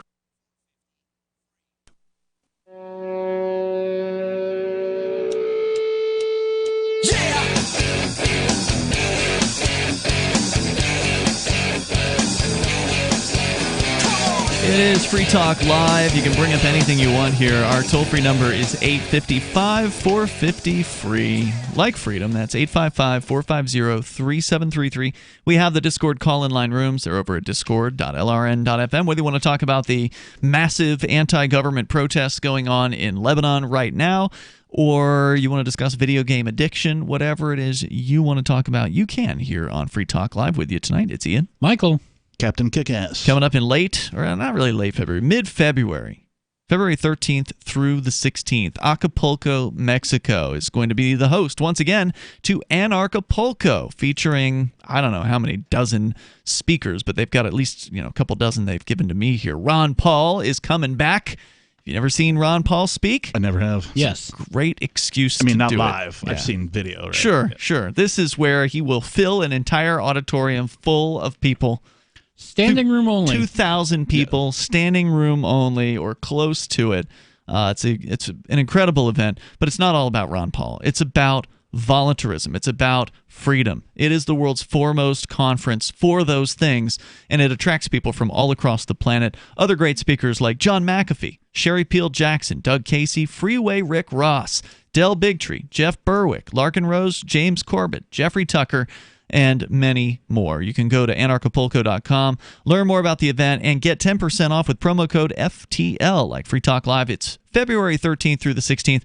But there are other things that happen before and after the event, so take a look at the website, learn more about it, book your hotel, and get your tickets now. By the way, this is taking place at a beach resort in Acapulco. It's the same place it's been for the last couple of years. It's an amazing place. It's an amazingly beautiful resort, and you don't have to walk too far to get right into real Acapulco as well, which is a fun place to go visit. I always like getting off of the resort property and going and, getting some tacos at a taqueria. Right, yeah. Walking around. Explore a little. Yeah, exactly. Anarchapulco.com, February 13th through the 16th. Get 10% off with code FTL. Is John McAfee actually going to appear, or is it going to be like hologram John McAfee? I hope he actually appears. Broadcast from his pirate ship, 200 miles offshore. I know the government in the U.S. is after him, and that's why he's Right. on his ship right now. I think he's actually been in Cuba recently, as I understand That's it. the last place I heard of him being. Right. I remember seeing like an interview, a live thing, maybe a Facebook Live or a YouTube Live or something, where he was on his boat at the time giving the interview. Yeah, he's been doing videos from his boat. I haven't been following him in recent days. Yeah, but, me neither. But I did follow him when he first launched on the boat tour or whatever you want to call it. He's still running for president in the United States, but just running from his boat, as I understand it. So, and we've had John on the program before, so hopefully we'll get him back. I haven't been to an Anarchapulco, and I feel so lame being the type of person that I am. And I've wanted to go every year since the first year. I've known about it since the first year. Obviously it's international travel, and that can be a little costly as far as things are concerned, but all things considered, it could be a lot worse. Yeah. I mean, you can get a plane ticket relatively affordably to go down to Acapulco, and lodging is inexpensive, food's inexpensive. And considering the fancy, status of this resort, it's not that outrageous. But it's not going to be like, a dirt motel next to nothing. It's not going to cost you zero. But so, if you've got a little bit of savings, got a little bit of cryptocurrency you've had stashed away, and you want to go and check out this thing, I recommend it. Anarchapulco.com, promo code FTL, save 10%. All right, so we're going to continue here. We got it looks like some Julian Assange news that I just happened to spot. This is, I'll just do a quick one here because there's not a lot to this. But we haven't talked about Julian Assange since they snatched him out of the embassy. That was a year ago. Was it already a year ago? Yes, because they sentenced him to 50 weeks in prison for breaching his bail conditions, and that ended about a month ago. Wow. But then they held him because of potential extradition, For right? extradition to the U.S. And that has not happened yet. He's still in London. According to Bloomberg, a mumbling Julian Assange told a London judge that he didn't understand a court proceeding on Monday, as the WikiLeaks founder complained that his isolation in British prison has made it hard to fight the U.S. extradition case against him. That's the point. That's what they do. They put people in jail in advance of a trial, and it damages their opportunity and their ability to defend themselves, even if they have attorneys. And Assange is obviously going to have an attorney. He's got WikiLeaks behind him. They've got some money. They've been taking donations in cryptocurrency for years. So I'm not going to say that they don't have the help that they need to have. But if your client's all whacked out because they're keeping him up 24 hours a day, there's not that much that you can do. Yeah. How are you going to meet with your client if he can't even put a sentence together to try to talk to him about what's happening or what he needs to do or say? I read a story this morning that said he could barely say his own name. Yeah, I shudder to think what they're actually doing to the man. I mean, they take him out of the torture, out of whatever the sight it of is. the public, and I mean, we know how it goes. We've other people have been kidnapped by governments and kept behind closed doors and only brought out for like their trial and stuff like that, and like you have no idea what's actually going on. We remember the story about Bradley Manning, or now Chelsea Manning, but when first put into jail, to their holding cell, it was a torture chamber because it was one of those ones where you are not just in solitary confinement, but one of the types of cells where the lights are on 24 hours a day. Oh, the dark deprivation. Yeah, right, yeah. And do they pump a bunch of noise and stuff into? I don't remember that allegation, but it's just a noisy environment anyway. They reported that doors were slamming constantly, and so you're always hearing the bustle of the jail going on around you. You've got 24-hour-a-day light, so it throws off your circadian rhythms. Right. You don't know when you're supposed to be sleeping and when you're supposed to be awake, and that just ruins your mind to be in a situation like that. Sleep deprivation, I've had that before, and it was one of the most terrifying experiences of my life. So to be in a situation, and I was not in a jail situation. That was just a situation I brought upon myself. Right. But to have that brought upon you, and to have to live in a situation like that day after day after day. No wonder his according to the story here at Bloomberg, his comments were rambling and often inaudible. The 48-year-old said he wasn't able to do research from his cell. Well, yeah, no kidding. How could you? Yeah. I mean, it doesn't seem like there'd be any way. They claim that they give you access to a law library when you're in jail, but it is a laughable law library if you even can get to it, and you're not going to have that in the UK. For American law, Right. No. Well, and I'm laughing too because I know that there are so many laws, regulations, and other government mandates in the United States that nobody can count them. Of course, you couldn't possibly. There's just so many that nobody can count them. And you certainly can't read them. Well, no. Assange has been in Belmarsh prison in the UK since he was evicted from the Ecuadorian embassy back in April of this year. So not quite a year since he was evicted. But the Australian has been in hiding or in prison for 7 years since he first jumped bail to avoid questioning in a Swedish sexual assault case. Assange said, quote, "It's very hard where I am to do anything." He said, "This is not equitable. What's happening here?" His comments came at the end of a hearing where his lawyers sought extra time to fight the American charges, arguing that political crimes aren't covered by the UK-US extradition treaty. The judge set a full hearing for late February. February! To be continued. He'll be tortured until It's then. October! He can't get a full hearing until February about this. Meanwhile, he will stay in the prison cell. More coming up here in moments. You can share your thoughts with us on Free Talk Live, 855-450-FREE. Bitcoin.com has launched a trading platform at local.bitcoin.com, allowing you to buy or sell Bitcoin Cash via dozens of payment methods like PayPal, Venmo, bank deposit, remittances, or meeting in person with cash. There are no ID requirements to sign up for and use the site, and all communications between buyers and sellers are encrypted. Finally, a global trading platform that respects your privacy. Visit local.bitcoin.com to get started trading Bitcoin Cash. local.bitcoin.com. Divvy is crypto made easy. Anyone can use Divvy to securely and seamlessly spend, earn, store, or exchange digital money, the US dollar, and euros. Divvy is fast. Transactions happen in seconds with fewer fees. While other altcoins are languishing, the Divvy price has risen substantially against BTC. Now's the time to make a switch to Divvy or make your start with cryptocurrency with Divvy. Visit DivvyProject.org. Divvy is crypto made easy. Plus one-click masternodes. DivvyProject.org. Again, DivvyProject.org.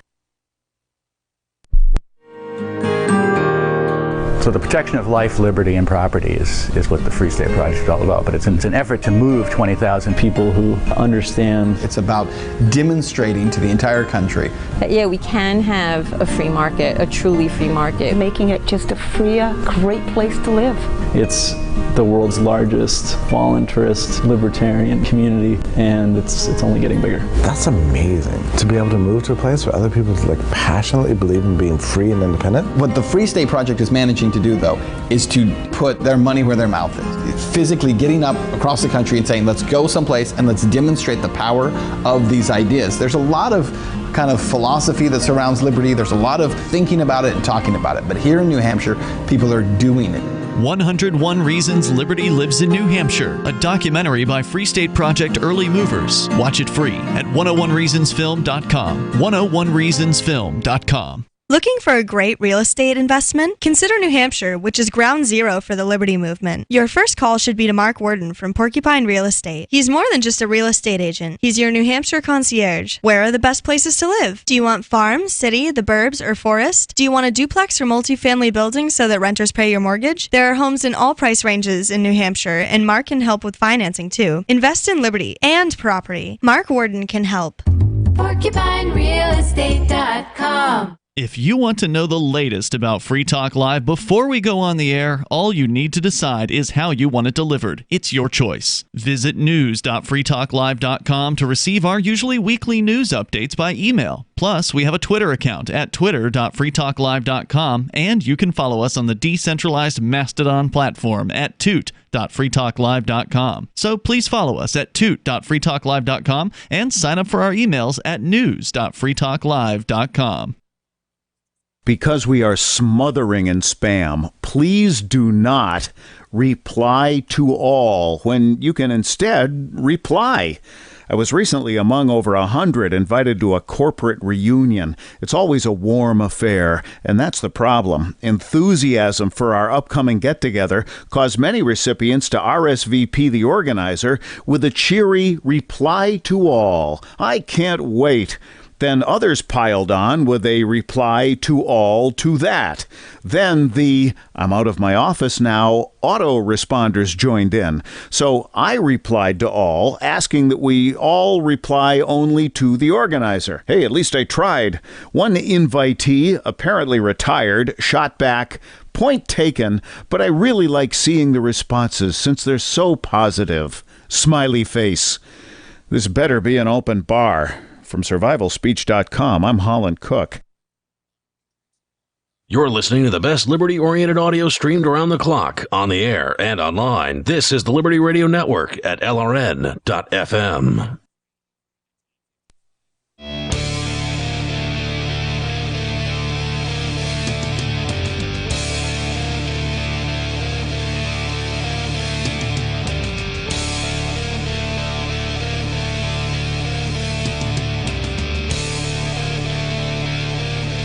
This is Free Talk Live. You can dial toll-free to join us here. Our number, 855-450, free like freedom. That's 855-450-3733. We have the Discord call-in line rooms over at discord.lrn.fm. Joining you in the studio tonight, it's Ian. Michael. And the captain. Good nutrition is key to looking and feeling great, but eating right all the time can be a challenge, especially with travel and work schedules getting in the way, or maybe you just don't have the desire or the time to shop and cook the right foods. Well, Balance of Nature can help you. With just 3 of the Balance of Nature fruit capsules and 3 of their vegetable capsules, you can get 10 servings of fruits and vegetables, and that's a lot of nutrition. You can go online and become a preferred customer, which will give you the best pricing and free shipping, and then after your 3rd month, Balance of Nature will ship to you at no charge an additional set of fruits and vegetables. You can go to balanceofnature.com and use discount code FTL to get that special offer. That's balanceofnature.com with code FTL, like Free Talk Live. Let's go to the phones here, or actually to our Discord server where AC is on the line in Ohio. Go ahead, AC. Yeah, before I get to my point, you know something I really hate?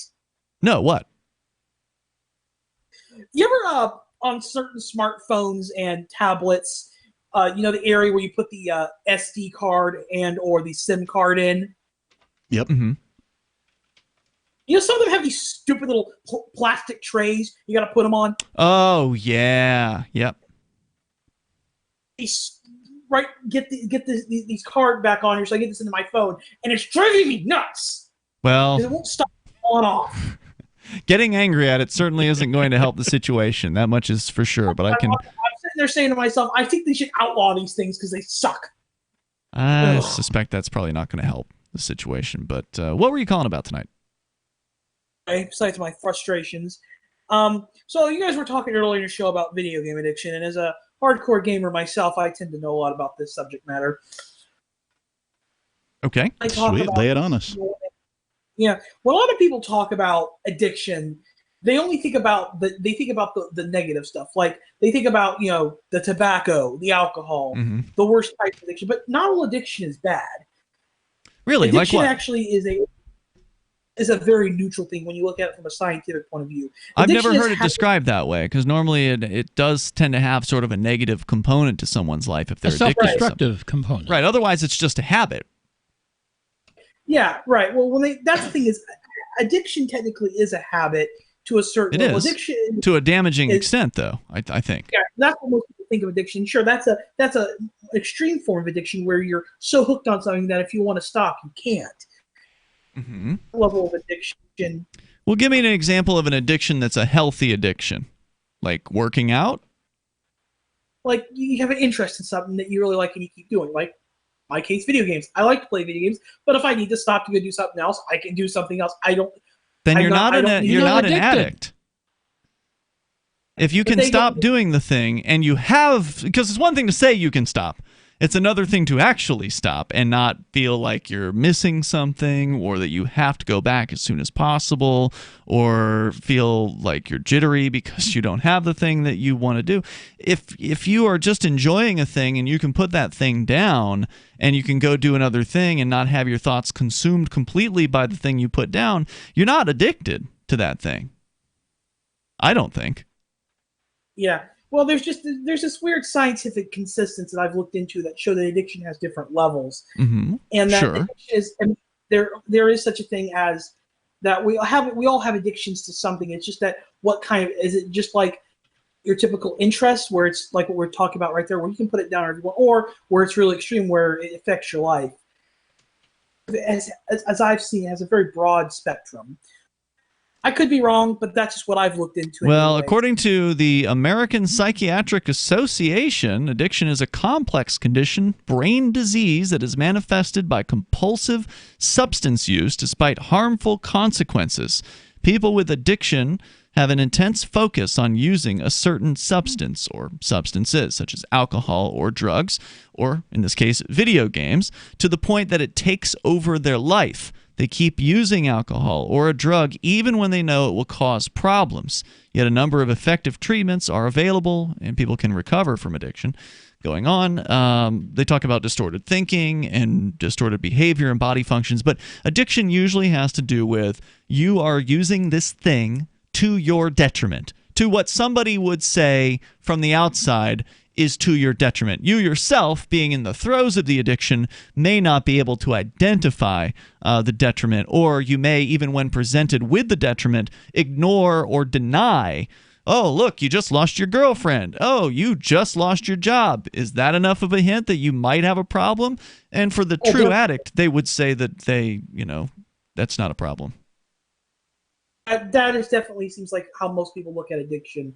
So, like I said, I could be wrong. You could be right. I've seen. Yeah, you're talking about a habit. You're talking about a hobby. You're talking about something that somebody enjoys, and I think that the line can get blurry. As far as when you cross from really being a fanatic and enjoying a certain hobby or whatever to being completely obsessed, or at least using that thing or doing that thing to the point of where it's causing a problem in your life. Have you ever had any kind of situation, AC, with video games that it has caused an issue for you? Not to my knowledge. Okay, then I'm going to say you're not addicted to it. If you haven't lost your job. I know I'm not addicted. The thing is, my dad has said a couple times I'm addicted to video games. Like, no, I'm not, because there's plenty of times when I'm not playing video games. I'm doing other things. So, right. And in while some you're cases, doing the other thing, are you thinking about the video games? Not really. No. Sometimes, maybe. When you wake up in the morning, are you planning your day around your video games? I don't know if we're losing. I think we're losing some packets there. I want to thank you for the call, AC. I appreciate hearing from you. Toll-free number tonight, 855-450, free like freedom. But that's a good question, Captain Kickass. Is your day structured around what you're going to do in your next gaming experience? Right. And I realize there's some gray area there, because people say things like, oh, just do what you love. And so if you structure your day around the thing that you love, is that a thing that you love, or is it an addiction? So that's why the definition of addiction. But I think you guys nailed it. Here's the other question, is if the thing that you love is hurting the other things that you love, because you can love more than one thing, right? Sure. Then is that an addiction? Yeah, it absolutely is. If I'm so bad at playing video games that my dog doesn't get fed or taken out, right, that's an indication that something's wrong. Because you can love you might just need a break. Yeah, exactly.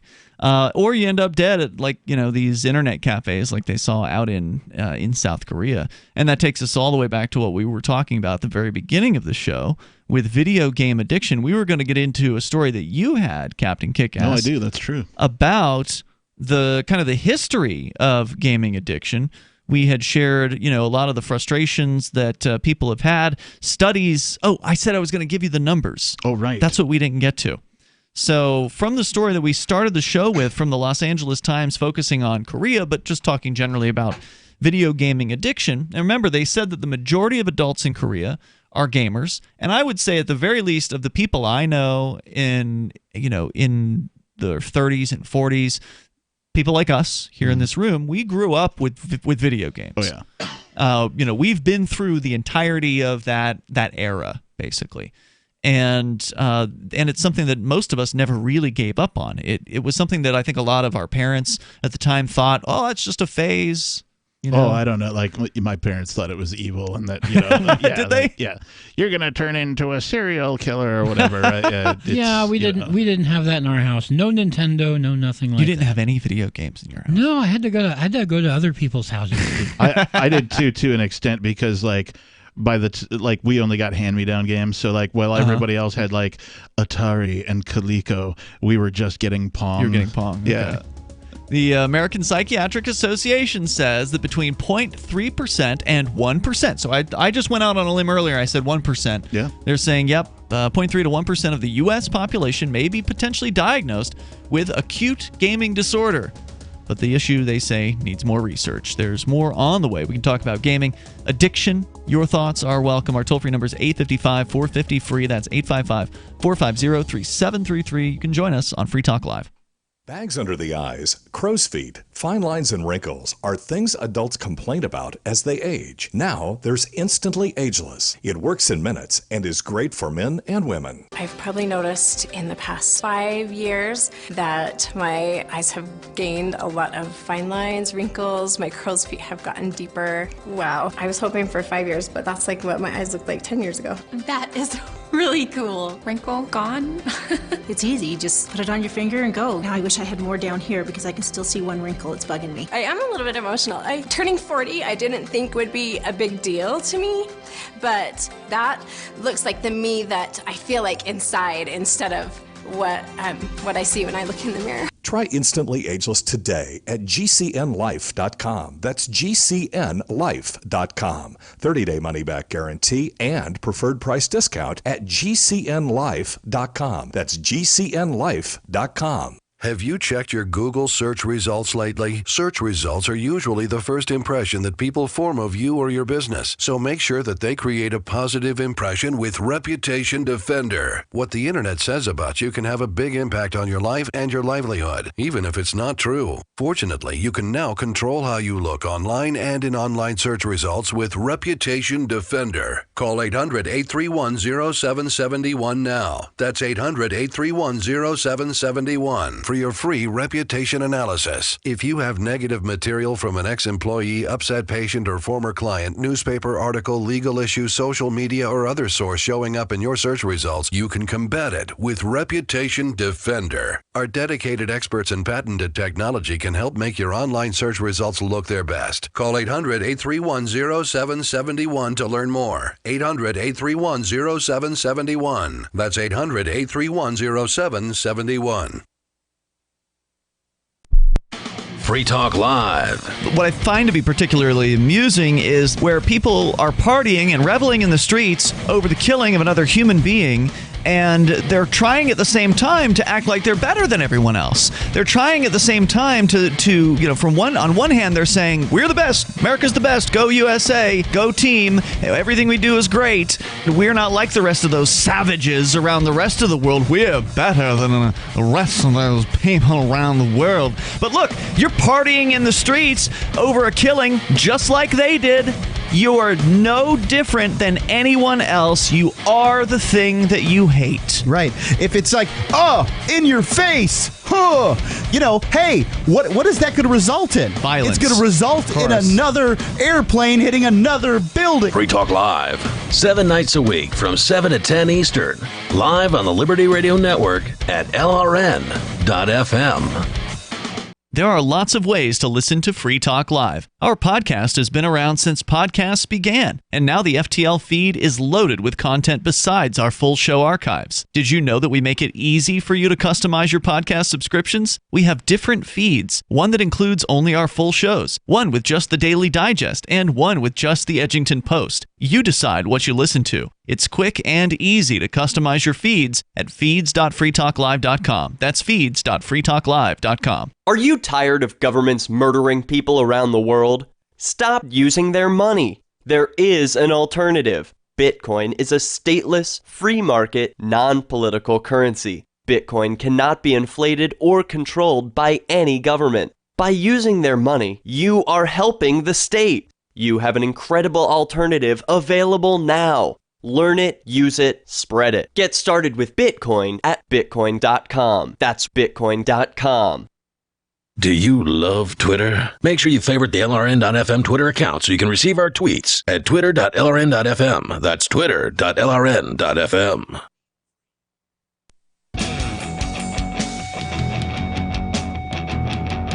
It's Free Talk Live. You can dial in toll free here if you can put down the video game controller. Tell us about your problems. Oh, I'm sorry. Are we back on the air? I We was are. playing a video game. We are. No, you weren't. Were you? No, I was. Okay. Are you like a phone gamer? Because I'm not into that at all. No, I use the phone for looking stuff up. I never got into the little casual phone type games. I tried a few of them. I did try Flappy Bird when that thing was like a craze. I don't know if you heard about Flappy Bird. I did hear about Flappy Bird. Yeah. It never. I'm not much of a gamer. You know, I like video games. I grew up with them. I love them. I just don't spend much time on them these days. And if I'm using my phone, the last thing I want to do is burn my battery away on a video game. Right. Did you use like the handheld games growing up? Right, like before Game they were Boy? real. Before that. I had like the little desktop, like 12-inch tall mini Pac-Man game. Oh, nice. I grew up in the 80s. So, Okay. You know, You mean like those LCD Tiger games with they like used the to have terrible graphics? They weren't really video games. They were just like a series of dots. They had like a little football one that was like those are god awful. You know, and like I played. couldn't understand those, why right? anyone would play those. No, I it's played what the those. technology was at the time. Yeah, but they had those for years when they had better technology. Like those things still existed when things like the Game Boy and other games At that point, they were ultra cheap. Yeah, okay, right. And then I got and they still were awful. Like Tetris came out, right? And like everybody was quote addicted unquote. I'm just using that term. It was a good loosely here, game. Well, even I played Tetris. To Tetris, and I loved that game. I wouldn't say I was addicted, but I could spend an entire afternoon, maybe even a whole day, just playing Tetris. And like, wow, where did the day go? Yep, that's a classic for sure. So we were talking about the gaming disorder, as they're calling it, or acute gaming disorder is what they're calling it in the American Psychiatric Association. The World Health Organization has added it to their list of problems, calling it internet gaming disorder. So apparently you can have a internet gaming disorder and maybe just a normal gaming disorder where you don't go on the internet to play. The American Psychiatric Association estimated that upwards of 1% of the U.S. population may be potentially diagnosed with an acute gaming disorder. Studies primarily conducted in Asia, quote, suggest that when these individuals are engrossed in internet games, certain pathways in their brains are triggered in the same direct and intense way that a drug addict's brain is affected by a particular substance. Enjoyment. Mm-hmm. Or, yeah, exactly. Get that dopamine hit. Yeah. The gaming prompts a neurological response that influences feelings of pleasure and reward, and the result in the extreme is manifested as addictive behavior. Unquote. Dr. Alan Francis, who chaired the task force that oversaw the production of a past edition of the DSM, the Diagnostic Statistical Manual of Mental Disorders, the Bible of U.S. psychiatry, tweeted that recognizing gaming disorder could help some people, but also carries the risk of mislabeling, quote, millions of normal recreational gamers, unquote. Well, and undoubtedly some government organization is going to introduce some legislation about gaming disorder or what have you, and it's all going to turn to... They've got that in South Korea, as a matter of fact. You didn't read this story, right? Because but you know, when government gets involved in something, you know legislation is coming, and you know it's going to be bad. Right, because it always is. All they have is the hammer. They only have the tool of violence, which is everything. That's what backs all their little programs. So, though there are support groups for sex addicts and food addicts, gambling is the only behavioral addiction recognized in current U.S. or international diagnostic manuals. South Korea, however, has been long at the vanguard of concern about addiction to video games. In 2011, South Korea's government gang passed the so-called Cinderella Law, requiring games to include automatic shutdown for children 15 or younger after midnight. Oh, my God. Most teens quickly found workarounds, though, using VPN connections or signing on as their parents. You go, surprise, teens. Surprise, guess what? Yeah, hey, politicians, young people are smarter than you at this whole internet thing. By a large margin. I mean, Yeah. technology is outpacing government. Oh, thank goodness. Something like 10 to 1. I don't remember what the actual figure is, but like the ability to have these workarounds for not just video game stuff, but for like other legislation that's passed is growing, thankfully. Mm-hmm. We just haven't reached any sort of critical mass with it yet. 2 years later, a lawmaker proposed legislation in South Korea that would classify games alongside alcohol, drugs, and gambling as major addictions to be battled by society. The proposal was debated for years before finally fizzling. In response to growing concerns, the video game industry established a Game Culture Foundation to promote the idea that gaming is a cultural asset rather than a social ill. The foundation set up 5 clinics around South Korea to treat what it calls, quote, game overindulgence. It just seems like blame, right? Let's blame the video games, right? That's right. Well, because it's easier to blame a game than it is to blame bad parenting. Right. The societal, things that are failing people as they grow up. In the last 5 years, they've treated 17,000 people at these clinics. For the 21-year-old raised by his grandmother, visits to hospitals and clinics over the years never worked. Each time, he'd give up after 1 or 2 sessions. And, you do have to want to stop the problem, right? You can never really be effectively forced into treatment. And anybody that's ever been to a forced treatments seminar or whatever, or series of courses, can tell you that if you're in a place with a bunch of people who don't want to be there, it's not going to be effective. Right. Yeah, you can't stop until you really want to. Addiction ran in the family. His grandfather was an alcoholic who for decades drank several bottles a day until his recent death due to cancer. The parallels seemed obvious to the woman who lived with both of them: the constant need for a fix, the deceit involving hiding their habits, and the inability to quit. Her grandson disputes the idea he was ever addicted to video games, even though he routinely missed school because he would play for 12 hours at a stretch. Now, you can't blame somebody for missing school. I mean, who wants to go to that crap? Yeah. Many of the video games he played featured the opportunity to buy loot boxes, which contain randomized prizes. It wasn't much of a leap into another addiction that he readily acknowledges: gambling. He began dabbling in illegal offshore sports betting websites. In recent years, he resorted to petty fraud to get gambling cash, like selling his motorcycle to multiple people online. He was arrested in July on fraud charges related to his gambling debts and is currently in jail awaiting a trial. Do you think that's common, where these loot boxes will then translate into an actual gambling addiction? The thing about the loot boxes is that these have been really controversial. There are places that do consider them gambling, and the governments there have said you can't do that because it's gambling.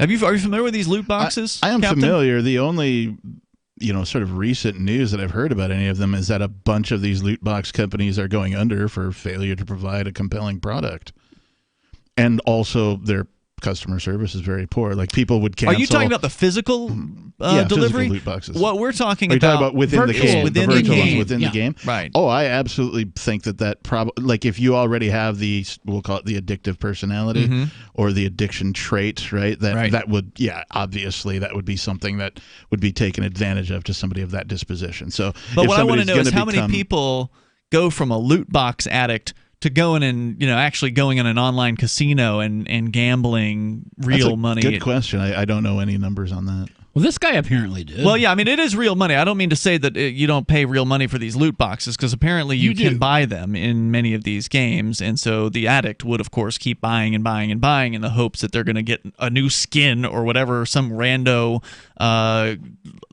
rare or close to rare thing, and just keep paying money until they get what they want. Yeah, I mean, it's like anything else, right? Buying a lottery ticket, right? Is it compelling? Yes. Is it entertaining? Sure. Does it trigger your dopamine receptors, as Michael, mentioned? Yeah, absolutely. It does all of those things. So, should it be outlawed? No. But what about the children? Should children be outlawed? No. I like parents should not be giving children their debit cards. That's a good point. Of course, they could always just take it out of their purse. When I was in like 7th grade. So, you got a good point. When I was in like 7th grade, they had us put on like a mock casino. Really? Right. So the school was like teaching us how to gamble at blackjack and, what were Texas you betting? Hold'em or whatever. Just chips, right? Okay, They brought in actual like chips and like, I mean, it wasn't like real money, but like, was the purpose to show that, gambling's a problem, or to just teach you how to gamble? I'm not really sure what the purpose was. I think maybe a couple of the teachers got high one day and were like, you know what? Let's make the kids put on a casino. Let's see if we can pull that off. It was more than one class that did it? Yeah, there were multiple classes involved. Huh. They did some other things. And where was this? Similar to I grew up in Wisconsin. So, okay. Wisconsin public schools. I have some weird tales about my public schooling that we can get into later, but they did something else later on called it was called something like trade expo or something where like you had to create a fake business and put up a fake storefront and, you know, try and sell people your fake products, and you earned some sort of grade for, you know, how accurate your fake was. Finally, in an interview from behind jail window, the young man said he doesn't think much about video games anymore. Well, he's in prison.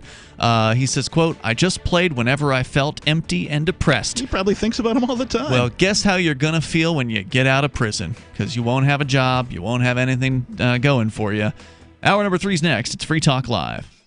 I want to tell you about my favorite cryptocurrency wallet, Edge Wallet, at edge.app. Edge is the wallet I use more than any other, and that was true long before Edge Wallet became a sponsor of Free Talk Live. Edge Wallet allows you to buy, sell, trade, and securely hold your cryptocurrencies, including Bitcoin, Ethereum, tokens, Monero, Ripple, Dash, Bitcoin Cash, and more. It's available for both Android and iOS, and you can download it via the Play or App Store or via Edge Wallet's website, edge.app. Secure your freedom with Edge Wallet. You love Bitcoin. It's the future, right? Well, no, not if everyone stops using it. I mean, think about it. How many places in your town take Bitcoin? One? None? Let's be real. If this Bitcoin thing is ever going to happen, it's going to need your help. The good news is, the guys at AnyPay have your back. We built a website called helpmetakebitcoin.com, and it's a place you can send any business, and they'll be set up to take Bitcoin in 5 minutes. helpmetakebitcoin.com. So you've signed the Shire Society Declaration and are planning your move to New Hampshire to be around more liberty-oriented people. Next, sign up for the Shire Society Forum at forum.shiresociety.com. There are a bunch of people there who are already in the Shire, and they want to meet you. If you're already in the Shire physically, you should also come by the forums. Remember, not everyone uses Facebook. New people are signing up for the Shire Society Forum every month, so drop in and say hello at forum.shiresociety.com. LRN.FM now has a Discord. Discord is a free text and voice chat platform, and we now have our own server with a bunch of channels at discord.lrn.fm. You can join other listeners as they chat about various things during our live shows, or anytime, day or night. Discord software is available cross-platform, so you can have it on whatever device you want and take your chats anywhere. Join our Discord at discord.lrn.fm. That's discord.lrn.fm.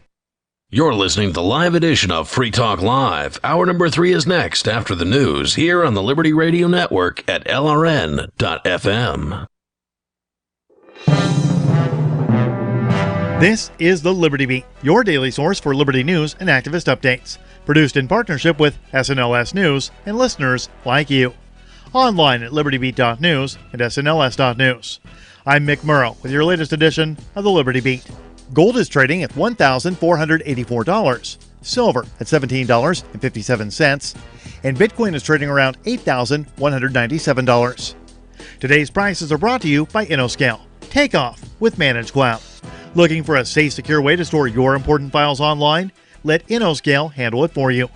Their high availability cloud servers are the perfect solution for clients needing one or more secure, scalable servers with built-in hardware failover protection. For details, see them online at innoscale.net. In the news, Julian Assange's extradition trial will move forward in February 2020 after a London judge denied his request for a 90-day extension to submit evidence and formulate his claim that unprecedented charges against him are politically motivated. Activist Post reports that Judge Vanessa Barrister of the Westminster Magistrates Court refused the request, which the United States opposed. The 48-year-old Assange faces 18 counts in the U.S., including conspiring to violate an espionage law and assisting whistleblower Chelsea Manning with hacking into classified Pentagon computers. The WikiLeaks founder could face up to 175 years in prison if convicted. In June, former Home Secretary Sajid Javid signed Assange's extradition order. After his request was denied, Barrister asked if Assange understood the events in court, to which he replied, quote, "Not really. I can't think properly." End quote. The Liberty Beat is sponsored in part by Brave Botanicals. High-quality kratom and CBD at reasonable prices with excellent customer service. Brave Botanicals is activist-owned and mission-driven and believes so strongly in the power of kratom, they're giving it away for free. Just go to freeounceofkratom.com for a free ounce of kratom delivered to your door. Just pay shipping. That's freeounceofkratom.com. This is the latest edition of the Liberty Beat. Find us online at libertybeat.news and snls.news. Your news now continues. Louisiana prosecutors were forced to drop felony marijuana charges against a man after potential jurors balked at criminal charges for cannabis possession. Police busted Jabbar Kinsey on Bourbon Street with an ounce of marijuana. The server at New Orleans landmark Antoine's Restaurant faced a potential sentence of 15 to 20 years in prison under Louisiana's three strikes law. Kinsey had 2 prior nonviolent convictions.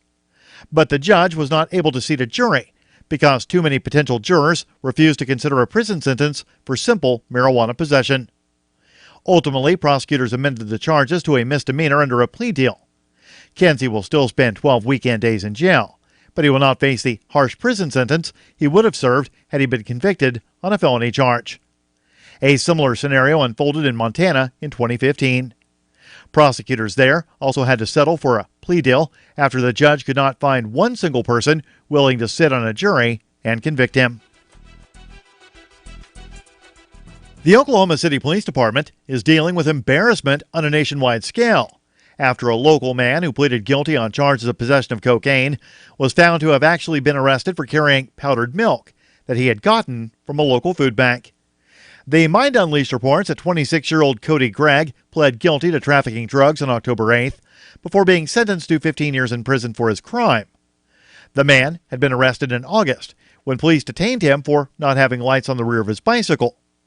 During the arrest, Gregg, who was on probation at the time, attempted to flee officers before officers eventually detained him.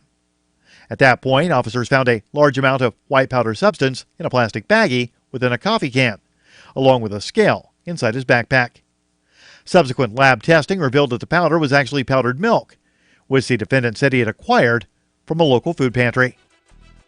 Support for the Liberty Beat comes from the Conscious Resistance Network, featuring videos, news reports, and articles from a spiritual anarchist perspective.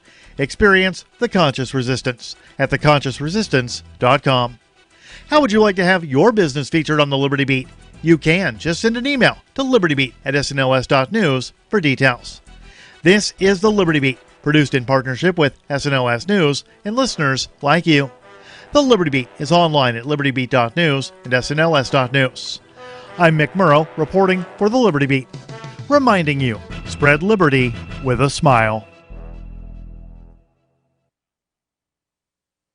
A reclusive deity hasn't written a new book in 2,000 years, and a local rescue dog is adopted for a couple weeks. This is the Onion Week in Review. This week, in a devastating blow to the nation's laundry, 16,000 Americans were reportedly stained during the messiest day in U.S. history. Reports confirm that nearly 3,000 citizens received permanent stains on their good shirt from mustard splatter off a dropped hot dog, along with 12,000 cases of spilled coffee and other dark beverages, ruining Americans' pair of hand-wash-only pants. Government officials further indicated that federal assistance for the nation's overwhelmed dry cleaners would be necessary. And in this week's local news, an elderly Rite Aid patron stretches out a conversation about toothpaste to prolong human contact. In other news, artifacts discovered buried in Washington, D.C. suggest humans once passed laws there. A self-centered child blames his parents' divorce entirely on himself. And a night of uninterrupted sleep really throws off a man's entire day.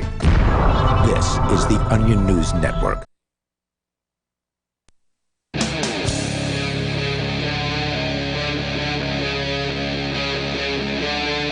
Free Talk Live. This is Free Talk Live, the toll-free number if you want to join us. 855-450-FREE like freedom. That's 855-450-3733. We have the Discord call-in line rooms over at discord.lrn.fm. Julian Assange can't think properly. He has been likely under some fairly torturous conditions while being held. We shared a story about that. We've talked about video game addiction, protests, mass protests with hundreds of thousands of people in Lebanon. They want their government gone. They're just sick and tired of it. So you can comment on all those things. And with you tonight, by the way, it's Ian. Michael. And the Captain. Captain, you have a gaming-related story. We both happen to have these here tonight. Mine was about video game addiction, which is a topic that, keeps coming back because a lot of people play video games, and so therefore there's going to be a subset of them that are addicted to them because they want to escape their lives or whatever it is that they're, motivations are. But turns out that a brief look at history will find out that gaming addiction was a thing long before video games. Or at least the blame for it, right? So I'm always on the lookout for things that get blamed for, things that they aren't causing. And this sort of crossed my feed. And, the teaser is games blamed for moral decline and addiction throughout history. That sort of caught my attention. And where's this coming from? What's the this source? is from theconversation.com. Okay.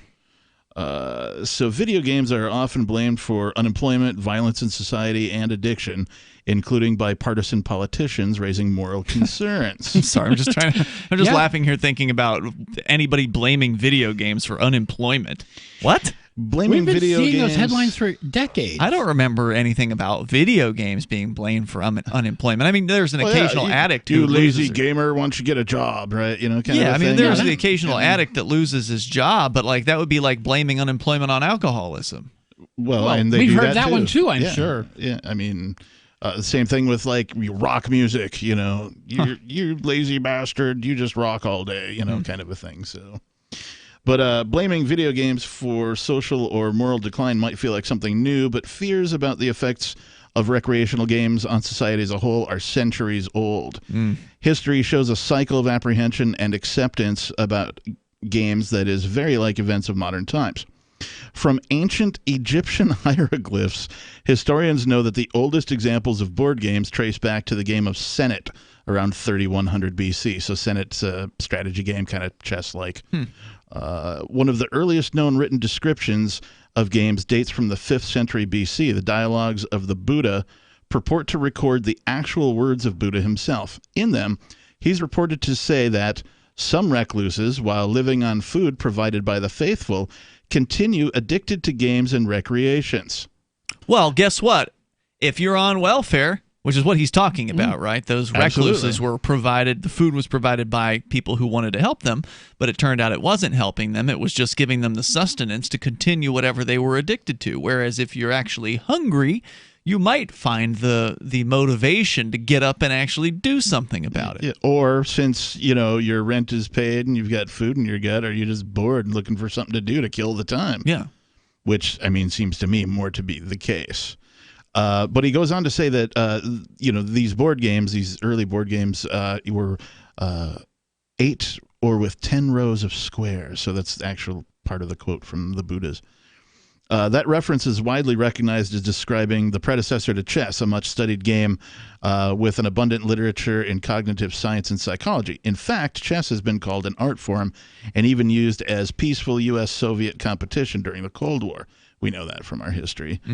Despite the Buddha's concerns, chess has not historically raised concerns about addiction. Scholars' attention to chess is focused on mastery and the wonders of the mind, not the potential of being addicted to playing. So, isn't that interesting? Yeah, chess gets a pass. Yeah, why does chess get a? Are there not people addicted to playing chess? I can tell you that the guy that was renting a room over here, Wes, he was playing chess constantly.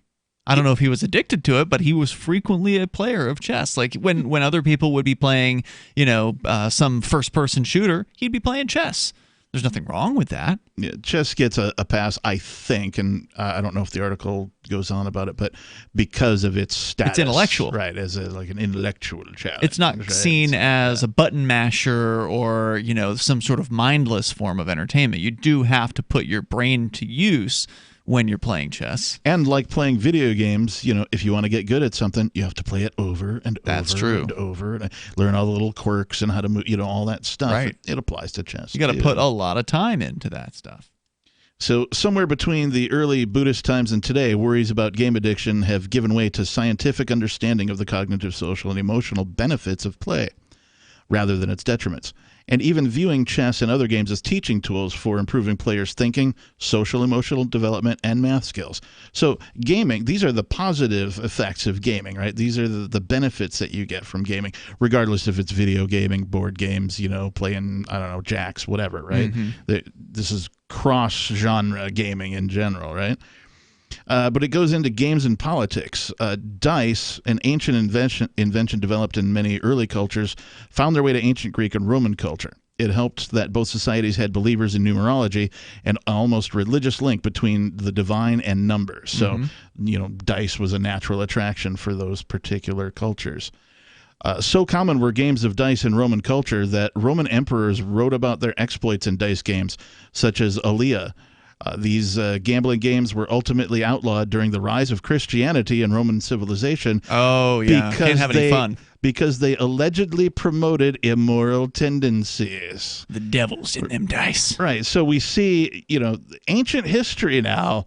We see the cycle repeating then that's going on now, except now the target's video games instead of dice or instead of Senate or chess even. Yeah, and right? you're talking about hundreds and hundreds of years ago, right? 3100 BC is, the Senate game, right? So more often than not, the concerns about games were used as a political tool to manipulate public sentiment.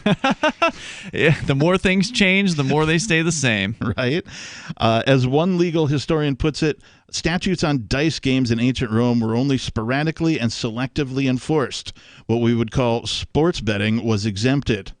Right, so they had exemptions for like we do now, right? You can, bet on, the sports ball game, right? You can and they've do all legalized that, kind of that now in not New Hampshire, but in the nationwide, right? It was recent. Well, it's some forms of it, yeah, absolutely. Sports betting specifically, I think, is legal, right? Yeah, right? Yeah. So we see it sort of repeating. The rolling of the dice was prohibited because it was gambling, but wagering on the outcomes of sports were not. Right. Oh, and don't forget, it's also completely legal to gamble with state lotteries. Well, of course it is. That's where the state makes all its money.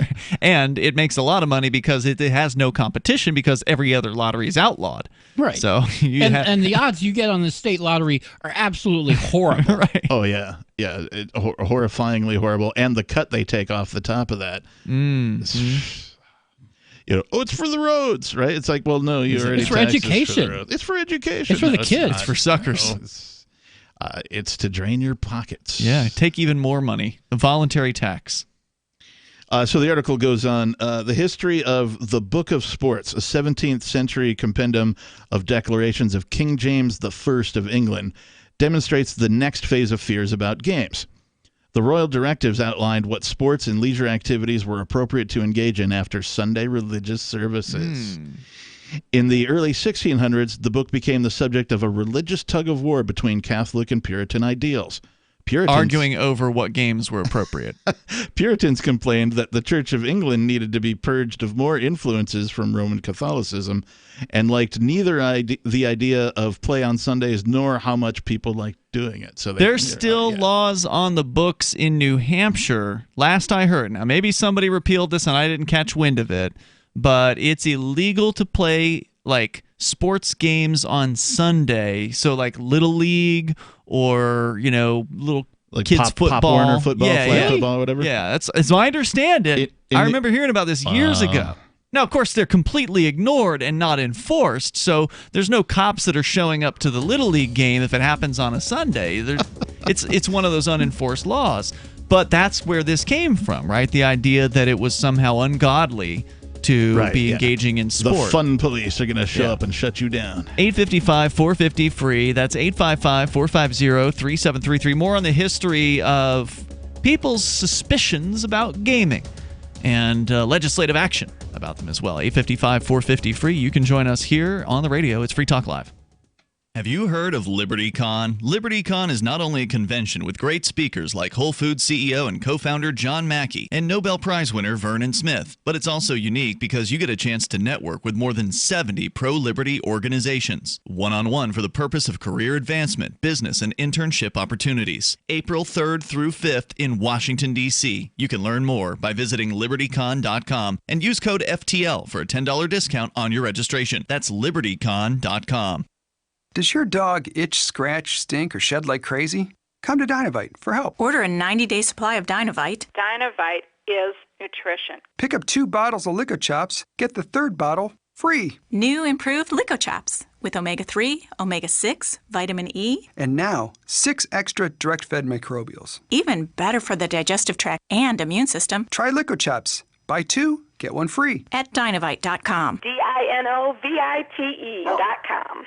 Do you have a crypto wealth advisor or coach? If so, has your cryptocurrency advisor been investing in technology stocks for over 20 years? Have they left the corporate world and retired? Or are they still trying to make a weekly paycheck? Have they produced six-figure results for their customers in the past 30 days? And very importantly, are they a member of the Digital Currency Council? Seth Maniscalco is the founder of Crypto Wealth Coach and CryptoWealthCoach.com. Seth invested in his first Roth IRA at 19 years old while living abroad and has been investing in Wall Street and technology for over 20 years with experience in all the money markets. By comparison, so many of these so-called crypto gurus have barely been alive for 20 years. Seth has not only experienced personal success from his own investments in crypto, he has also helped his clients earn 6- and 7-figure incomes, including helping investors make over $750,000 in EOS in 90 days and 1,225% in only 5.5 months with Chainlink. Seth has help for the small do-it-yourself guy on up to crypto whales. Increase your wealth. Visit CryptoWealthCoach.com.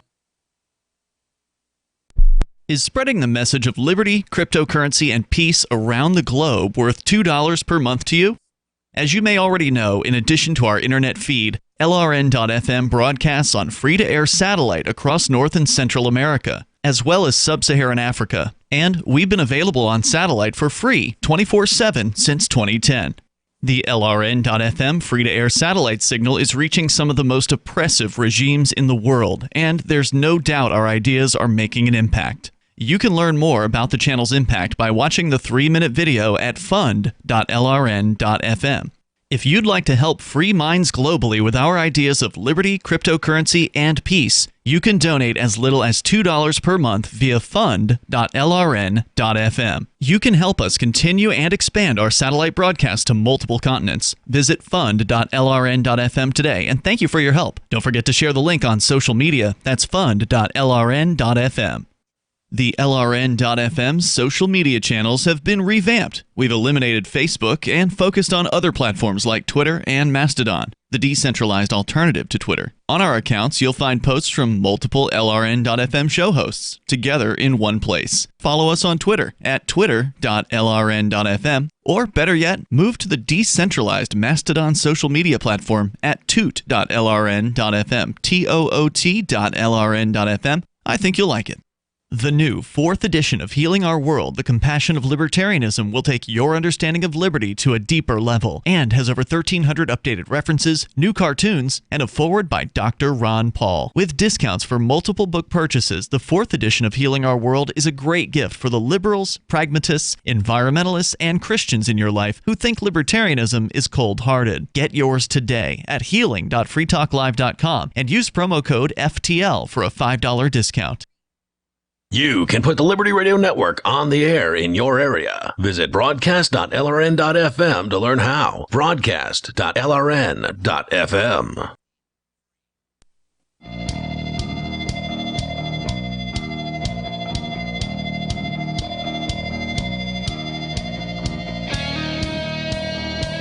This is Free Talk Live. You can bring up anything that you want. Our toll-free number here is 855-450-FREE, like freedom. That's 855-450-3733. Coming up in April of next year, LibertyCon. It's a unique liberty convention happening in D.C.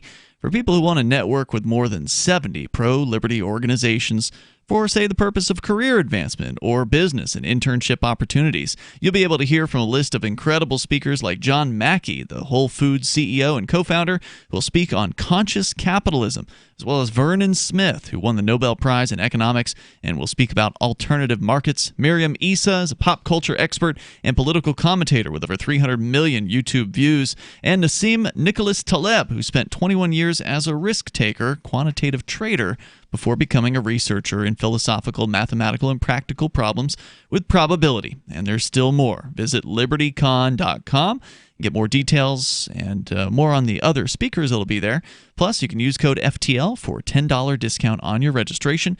Student travel scholarships are available and discount rooms for everybody who's going to attend at the Marriott Marquis. Save with your early registration at libertycon.com. As I understand it, Free Talk Live will be broadcasting from the event, so we'll look forward to seeing you there.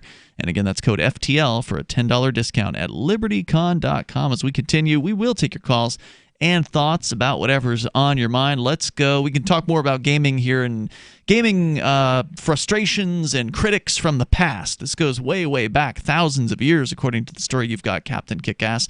We'll get into that deeper here. But first, Azura is on the line in Texas, listening online. Go ahead, Azura.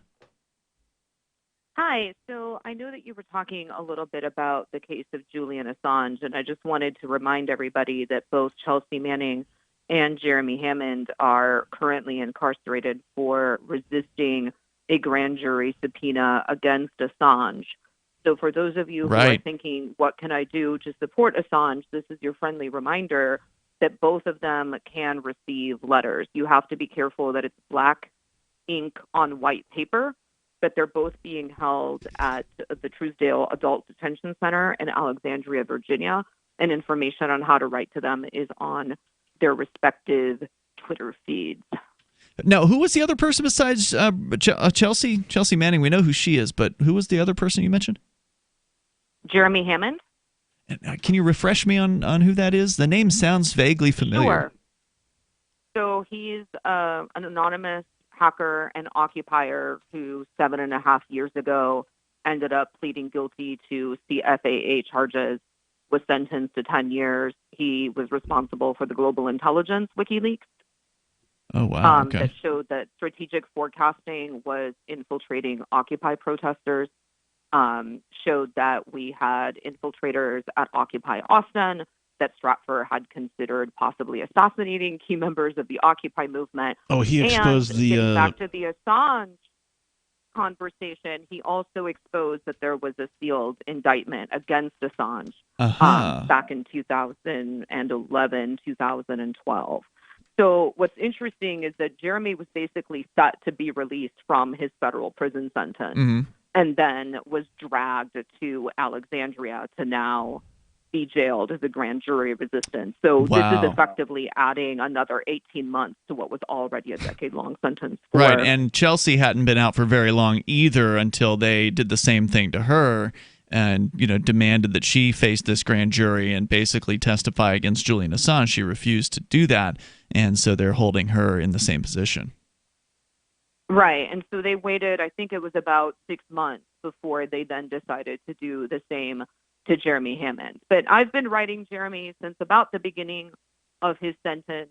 Cool. So that would be about 7 years now, and I'm part of an organization called Prison Abolition Prisoner Support.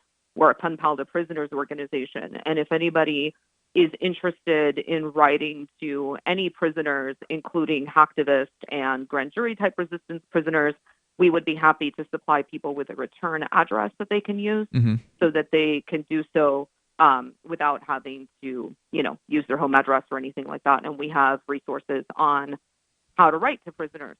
So wow, that is really useful. Sure so one more time, what was the name of the organization you're part of? Sure, it's called Prison Abolition Prisoner Support. We have a website at iheartpaps.org. iHeart what? And we can be PAPS, P-A-P-S. So iHeartPaps.org? Yes. Okay, gotcha. And that's where people can get in touch with Jeremy Hammond and also Chelsea. Is that right? Yeah, and lots of other prisoners too. I mean, if you have a cousin that you haven't written to and you need help in how to do that, we are an above all across the board abolitionist organization. So our claim is that nobody should be incarcerated for any reason, period. And we think that the approach to ending prisons is to basically have as many people be involved in the problem as possible. So we encourage any and all people to write to prisoners, not just people like Jeremy Hammond, who you say, oh, that's cool, he hacked half the world, I want to support him, but, people who are in for drug crimes, people who are in for all sorts of crimes. And then, if you wouldn't mind, I wanted to bring up a news item that is kind of related to this. So I don't know if you heard, but Kim Kardashian West recently made CNN because she sent out a tweet in support of death row prisoner Rodney Reed. And that's a story that's in my backyard. Rodney Reed was convicted of the murder of a woman named Stacey Stites. And it basically turns out that They were having an affair. She was engaged to a police officer named Jimmy Fennell, and then she turned up dead. And they said that because Rodney Reed's semen was found on her body, that must have meant that he raped and killed her. Oh, wow. Well, then the person who pretty much everybody believes was a real murderer, he went on as a police officer while on duty to sexually assault a woman, was sentenced and convicted, served 10 years. And that woman recently said that basically because of how he raped her in broad daylight and seeming no fear, that she believes that he was the real murderer, not Rodney Reed. So there was recently a Dr. Phil episode talking about this story. Now, Rodney Reed has an execution date that has basically been set for later this year and has a clemency hearing that is coming up on the 14th of November. So this is a really important time to join KK, right? I'm super glad that she decided to tweet about Rodney Reed's story. I think it's a little messed up that her tweeting about Rodney Reed's story landed Rodney Reed on CNN when his story without Kim Kardashian's tweets didn't. Yeah. But, whatever, by any means necessary and effective, right? And if that's KK tweeting, then that's awesome. But I would just like to encourage people to realize that when you're listening to these news stories, that it can really make a difference if you just pick up the phone and call Governor Abbott's office and say, hey, I want to stand in solidarity with Rodney Reed, and I want to demand that you give him clemency.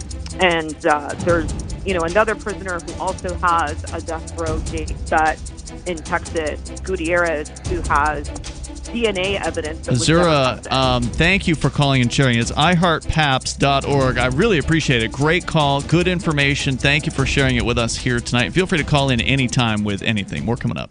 Bitcoin.com has launched a trading platform at local.bitcoin.com, allowing you to buy or sell Bitcoin Cash via dozens of payment methods like PayPal, Venmo, bank deposit, remittances, or meeting in person with cash. There are no ID requirements to sign up for and use the site, and all communications between buyers and sellers are encrypted. Finally, a global trading platform that respects your privacy. Visit local.bitcoin.com to get started trading Bitcoin Cash. Local.bitcoin.com. Do you want to join the ultra-wealthy by using a 160-year-old investing program that is no longer exclusive? Keep your funds fluid and 100% tax-free for you or your heirs with no contribution limits and without ever losing your principal with Fortune DNA. Learn how to avoid the volatility of the market and put certainty back into your investing future. Join us at dna.freetalklive.com for more details and your exclusive invitation to the free webinar on Tuesday at 8 p.m. Register now at dna.freetalklive.com. Series of challenges Hi, I'm Derek J. To me, an activist's calling is to actively work to advance a cause. The cause for which I work is personal freedom. I believe my life is best when I engage in voluntary interactions and self-government. I reject the idea that anyone else has a higher claim to my life or my body than I do. I see people who call themselves the government as a threat to my personal freedom. I realize you may feel differently, but my relationship with the people who call themselves the government is completely involuntary. If Starbucks used some of its money to drop bombs, I wouldn't shop there. So why would I support the American empire? The empire does not require my consent. Derek J's Victimless Crime Spree. Watch it for free and order the Director's Cut DVD at victimlesscrimespree.com. That's victimlesscrimespree.com. Cell 411 is a free app for Android and iOS that replaces government-controlled 911. Cell 411 allows you to preset a group of friends or private organizations to show up at any emergency. Cell 411 is a nightmare for the state because it proves their so-called services aren't needed. Cell 411 has had thousands of installs, and of course it's covered by the BIPCOT no government license. Cell 411 because your friends won't shoot you when you're in trouble. Without the government, who would build the emergency services? You and Cell 411. Get it today at getcell411.com. Some of you asked, and now we've delivered. LRN.FM's live Keene, New Hampshire studio shows are now streamed in HD on Twitch. Visit our channel at twitch.lrn.fm and give it a follow. If you have Amazon Prime, you get 1 free subscription on Twitch. If you use it on our channel, Twitch will give LRN.FM a monthly piece of your Prime subscription cost. So please watch, follow, share, and subscribe to twitch.lrn.fm. That's twitch.lrn.fm. This is a special alert for business owners, consultants, coaches, folks planning retirement, entrepreneurs, and anyone who is saving and investing to build a financial future. You are likely aware that financial privacy for most people has recently died a miserable death. And let's face it, without privacy, there really is no security, is there? Bankrupt governments and banks on the verge of collapse are perhaps the biggest threat to your financial future today. The Lighthouse Law Club recognizes this and has been working diligently to provide safe, secure, and productive tools to ensure your privacy, your financial security, and your future financial well-being, despite the catastrophes which many people fear are looming ahead of us. Find out more with a variety of free videos on the YouTube channel for Lighthouse Law Club. Just search YouTube for Lighthouse Law Club and secure your future today. Help get LRN.FM into more ears. Visit promote.lrn.fm for a free bumper sticker, flyers, banners, graphics, and more. Promote.lrn.fm.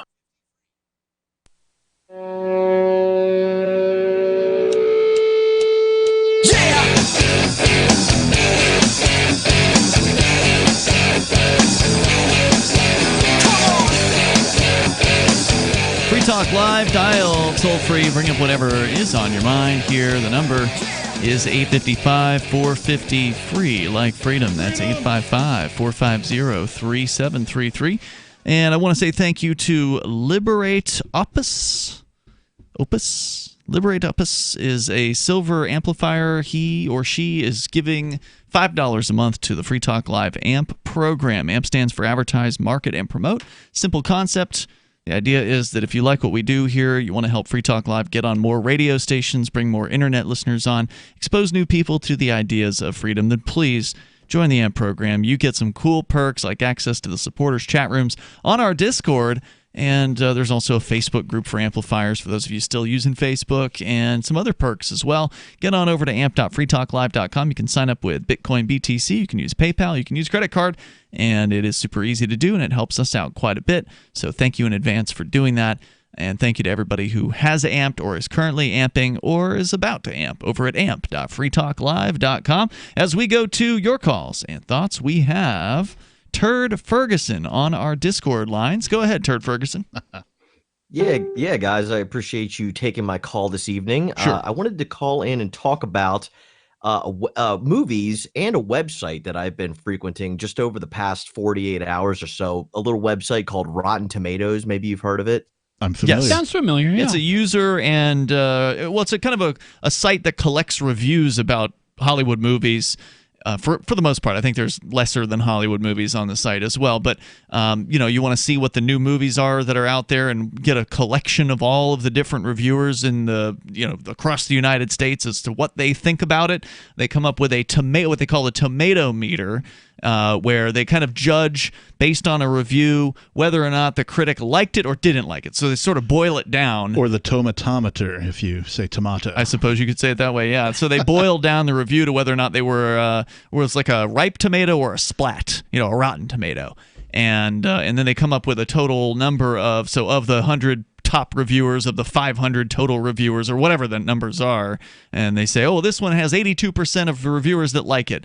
Or there's like the sort of the higher upper echelon of reviewers that there's a different score for them. And then there's an audience score as well. So the users of the site can also write their own reviews. Most of the time, it's a great site for movie reviews. Yeah. There have been some exceptions, and I have a funny feeling that Turd Ferguson is calling about one of these exceptions. Okay. I was going to say, I feel like Turd has something else about to come out.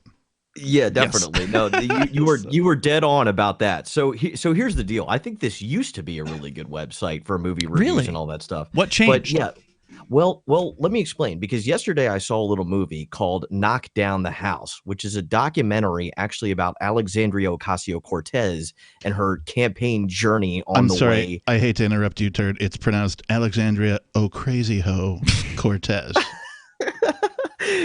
Well, you say tomato, I say tomato. I'm sorry, continue. But the movie, I think you're talking about the same person that was in the movie I saw last night. That's correct. And it's a really bad movie, to say the least. I mean, I really like this person AOC actually as a person, not so much a politician. But regardless of how much how can you separate somebody from being have you met her? Do you have a personal relationship? A politician? Well, here's why I do like her, because there are a bunch of things about like personal freedoms and things like that I do agree with her on. I also, when I hear her talk, I do sense that deep down somewhere she's got a really good soul, and that maybe she's just not talking from her soul, but talking out of her butt the vast majority of the time, or saying whatever her political cabinet in her. You think she's hot, dude? I was just gonna. You think she's hot? Well, oh my! Just to say, you think she's hot? I never. Don't you? Okay, that's true too. I think she's a gorgeous girl. But yeah, that's absolutely true as well. But the movie that she was in, Knock Down the House, this movie is really not great. I mean, it's really jumbled together. It's a documentary. They weren't able to assemble a really good story, a good, compelling storyline out of. Is it a pro or anti AOC documentary? It's a pro AOC documentary. Okay. So she's actually the main character in the film, and it's a documentary mainly about her. But it's almost like, here's one of the things I didn't like about it. There's almost like not enough footage of her that they collected, I felt like, over the course of the movie. So they had to throw in these extra figures in the movie that really shouldn't have been there at all, like just to take up time. But specifically relating to Rotten Tomatoes, the critics now on Rotten Tomatoes, I think, have been so their opinions have been have become biased over the past couple of years politically, for one reason or another. But this garbage movie on Rotten Tomatoes has a tomato meter score of 100%. What? The critics of Rotten Tomatoes think that this movie was literally perfect and flawless. They gave it a 100%, and that's out of 86 critics that actually voted for it. Wow.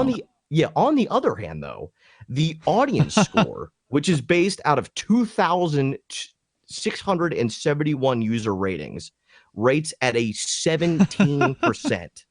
So wow, that's a big discrepancy. Exactly. There's a vast differential in those two numbers. And obviously, one group of people are saying this movie is terrible and garbage and you should not waste your time watching it. And this other group of people are saying it's like the greatest film of all time. Well, right? no, I mean, I don't think you're okay. Look, but what does this have to do with Rotten Tomatoes? I mean, they just have a bunch of reviewers that they collect the reviews from and they put them up on a website. It's more of a statement of movie reviewers and the fact that they work for, in a lot of cases, mainstream media publications. They probably tend to lean to the left politically. So it's not a surprise that movie reviewers of sort of the popular mentality would support a left-leaning documentary. I mean, that's not a shock. It sounds like the problem is that these movie reviewers for Rotten Tomatoes are letting their politics get in the way of. But they're not for Rotten movies. Tomatoes. The movie reviewers, I'm looking here: London Evening Standard, The Observer, The Globe and Mail, Times UK, AV Club, Washington Post. These are major publications. So these aren't Rotten Tomatoes' staff. They're just collecting reviews from around the web. That's true, but I think they are able to choose specifically which, I mean, based on a list that they have that they might, keep in one of their drawers in their offices of critics in these mainstream media outlets that they prefer to get reviews from, and maybe the ones they don't. But this is what it has to do. That could be true. Yeah, it is. And this rating system is poisoning the real rating system of movies in general, because movies are supposed to be rated based on their storyline, on the cinematography, on the originality of the characters, and all these other things. They're rating this on a politically biased system, obviously. And the vast majority of the good reviews too on Rotten Tomatoes for this specific movie, the reviews have really nothing to do with film. The reviews are like, this is a great political movie. Yeah. Of course. Yes. Well, but look, Yeah, so look, I just pulled up, just as another example, An Inconvenient Truth, the old Al Gore movie, right? Right. I was thinking, your wife, Al. I hate your wife. What other, lefty documentaries are a big name? So 93% on the tomato meter. Not quite perfect, but they also had 163 reviews, so you're more likely to get a couple that are on. And didn't we the see negative the side. same thing for the movie made about the sniper guy, right? What was that one? American Sniper or Yeah, something? I think so. Didn't we see sort of the same thing? Like when that movie came out, that like the critics were like, "Oh, this movie is fantastic," and then people were like, "Yeah, you didn't watch the movie." Maybe that's not what it was called. It's not sucks. coming up. I don't remember the name of that movie. I think that was called American Sniper, but that might have also been from the other side. That may have been a more politically conservative movie. I'm not too sure, but Yeah. I could see why a bunch of conservatives would have gotten up and just raved about that movie. But That this one is- got this is- 72%. Oh, okay. 72%. Yeah, probably didn't even deserve that. But it's poisoned the rating system. And just as a comparison, Joker, which is about to break box office records of all time for the month of October, that has a 68% on the tomato meter, but the audience score is right around 90%, and that's based around 50,000 votes. There's a new Addams Family movie? Who knew? 42% for Addams Family. I don't know if I agree with you here, Turd Ferguson. I think that you're looking at the state of movie reviewers, and Rotten Tomatoes is reflecting the state of movie reviewers. And that's not surprising that people working for mainstream publications reviewing movies are probably liberals, because mainstream media tends to be in that direction. Hey, but thanks for the call tonight. I appreciate hearing from you. There's more coming up in moments. You can share your thoughts on Free Talk Live. Most of you know that heart disease is the #1 silent killer in the U.S. What if I told you for just $54.95 a month you could fight against heart disease naturally? At Heart and Body Extract, we've been helping thousands of people get back to a healthier heart. Don't just take my word for it. Check out all of the success stories at hbextract.com, or to order, call 866-295-5305. That's 866-295-5305. hbextract.com. Don't risk it when you can take charge of it. Message and data rates may apply. Help! Seriously, I'm too young for hair loss. My hairline keeps creeping back. Receding? I got this bald spot. It's thinning everywhere. I'm gonna have to give up and shave it. Dude, put down the razor, because Bosley, America's #1 hair restoration expert, is about to give you your real hair back permanently. Don't ignore the signs of hair loss. Bosley is giving away an absolutely free information kit that reveals all the signs, and a free gift card to anyone who texts KIT88 to 85850. Bosley will show you for free how great your hair could look. Using the latest technology, Bosley's solution to hair loss is permanent and protected by the Bosley Guarantee. Plus, since Bosley has new non-surgical options, you owe it to yourself to text now for an absolutely free information kit and a gift card for $250 off, no matter what level of hair loss you have. Text KIT88 to 85850. KIT88 to 85850. Do the letters IRS give you anxiety? I'm Dan Pilla. I've defended people from the IRS for more than 40 years. My book, How to Get Tax Amnesty, created the tax resolution industry and is responsible for helping hundreds of thousands of people. It can help you too. If you're a non-filer or facing IRS enforcement right now, your case is unique. You need real help, not cookie-cutter advice. My clients get my personal attention. Buy my book at danpilla.com and get a free consultation directly with me. That's danpilla.com. Let's start solving your tax problem right now. On Free Talk Live, we're bringing people to the ideas of liberty every day. From wrestling superstars like Glenn Jacobs. You guys really are having an impact, I believe. Like I said, a lot of where I am now is due to listening to Free Talk Live. You changed my mind on some very important issues years ago. To random people tuning in on the radio. I was kind of stuck in the left-right paradigm. I heard your show by chance on a Saturday night. From there, I went on, joined the Free State Project, and become an amplifier. So, I mean, that's really the reason why I amp is because I know that if it wasn't for you guys being on as many stations as you are, I never would have found the ideas of liberty. Your amp will directly change more lives by getting Free Talk Live in front of people looking for talk radio online and on the air. When you amp Free Talk Live, you get perks like access to the AMP-only Facebook group and AMP podcast. Visit amp.freetalklive.com. So you've heard all 3 hours of the latest episode of Free Talk Live, and you're still hungry for liberty-oriented audio content? Did you know that we have another 24/7 audio stream at LRN.FM? The Liberty Radio Network airs the latest episodes of some of the best liberty-oriented podcasts on the internet around the clock. In addition to recorded content, you'll also hear live shows like Free Talk Live, originating from our Keene, New Hampshire studio. So listen anytime at LRN.FM. That's LRN.FM.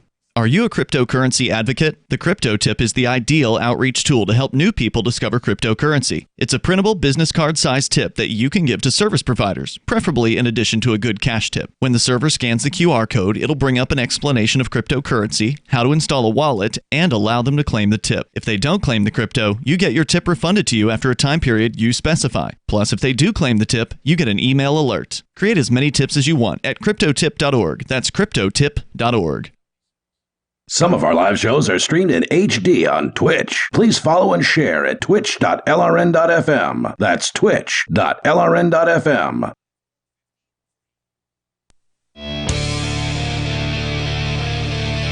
It's Free Talk Live. You can dial toll-free and join us on the radio. Our number, 855-450-FREE like freedom.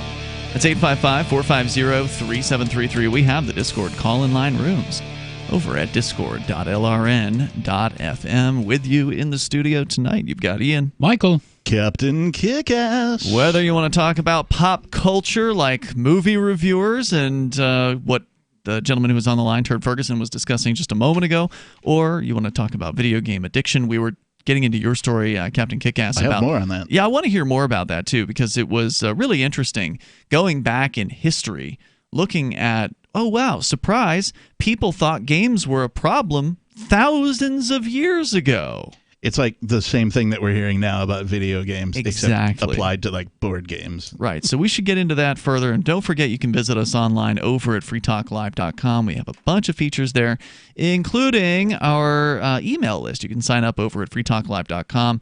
It's usually right there at toward the top middle of the site, but you can always scroll all the way down the page, and there's usually a sign-up box down there too. Pop your email in there, and we'll send you an email, usually on a once-a-week basis, to keep you in the loop with what's going on with Free Talk Live. So tell me a little bit more. Where do we leave off in this story about the gaming? We were talking about the history of this book called The Book of Sports, a 17th century book of declarations by King James the First of England.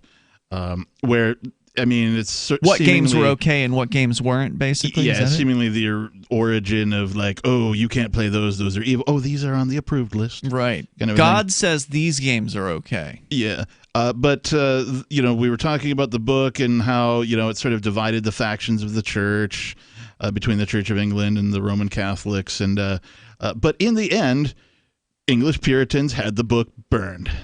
So we've got, fear of gaming turning into book burning, right? Now, did they burn the book because it supported some games and they didn't want any games whatsoever? I wonder what their reason was for... I don't know. Because the Puritans weren't known for being a fun bunch. It says, as a Time magazine article put it, sports grew up through Puritanism like flowers in a macadam prism yard. So sports like board games of the past were stifled and the subject of much ire in the past and present. So that just sort of wraps up the ancient history. Mm-hmm. But the article goes on to talk about something that, I remember growing up, which is pinball. Yeah. Pinball wizard. In the 20th century, in the middle part, one particular type of game emerged as a frequent target of politician concern. Playing it was even outlawed in cities across the country. Really? Pinball was outlawed in cities across the country. I can't believe I didn't know about that.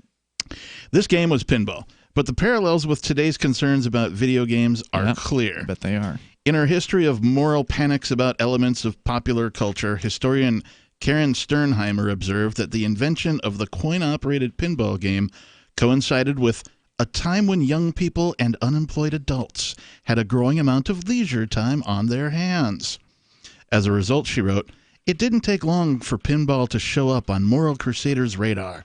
just a few years span between the invention of the first coin-operated machine in 1931 to their ban in Washington, D.C. in 1936. Wow. So 5 years goes by, right? And this is pre-internet, right? So, like, news moved slow, right? The fad, I mean, it had 5 years to catch on as a thing, right? As a product or a service that you could offer. 5 years go by. It's banned in D.C. New York Mayor LaGuardia argued that pinball machines were, quote, from the devil, unquote, and brought moral corruption to young people.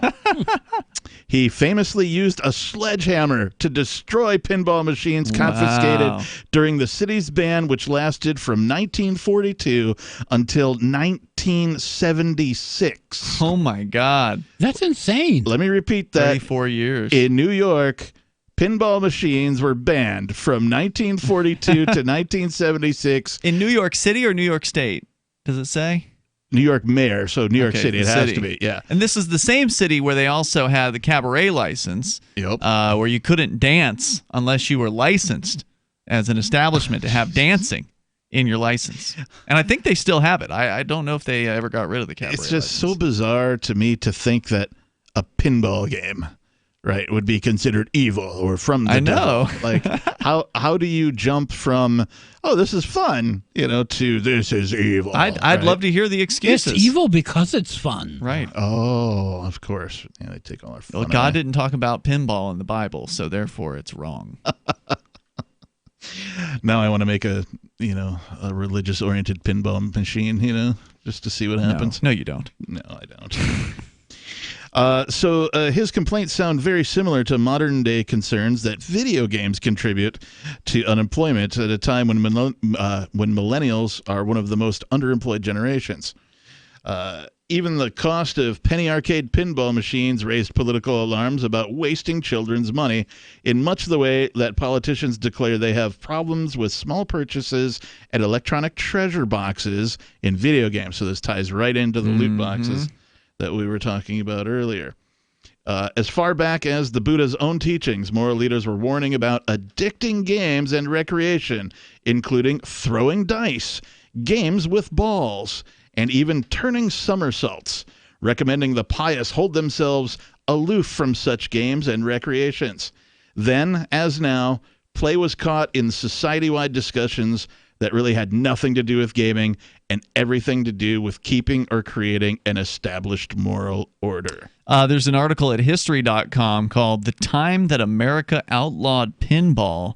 Quote, while law enforcement and civic groups looked askance at pinball for its gambling connections, churches and school boards also argued it corrupted the morals of America's children by encouraging them to steal coins, skip school in order to play, and even go hungry by wasting their money on the frivolous pursuit.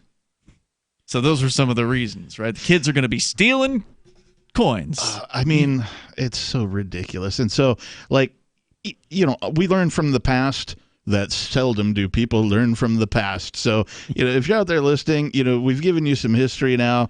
We can see it repeating in the cycle. The next time there's another cycle of, the establishment complaining that something is, causing a moral decline, refer to your history books. Yeah. In order to have a nanny state, you have to first have a nanny. And there's your nanny.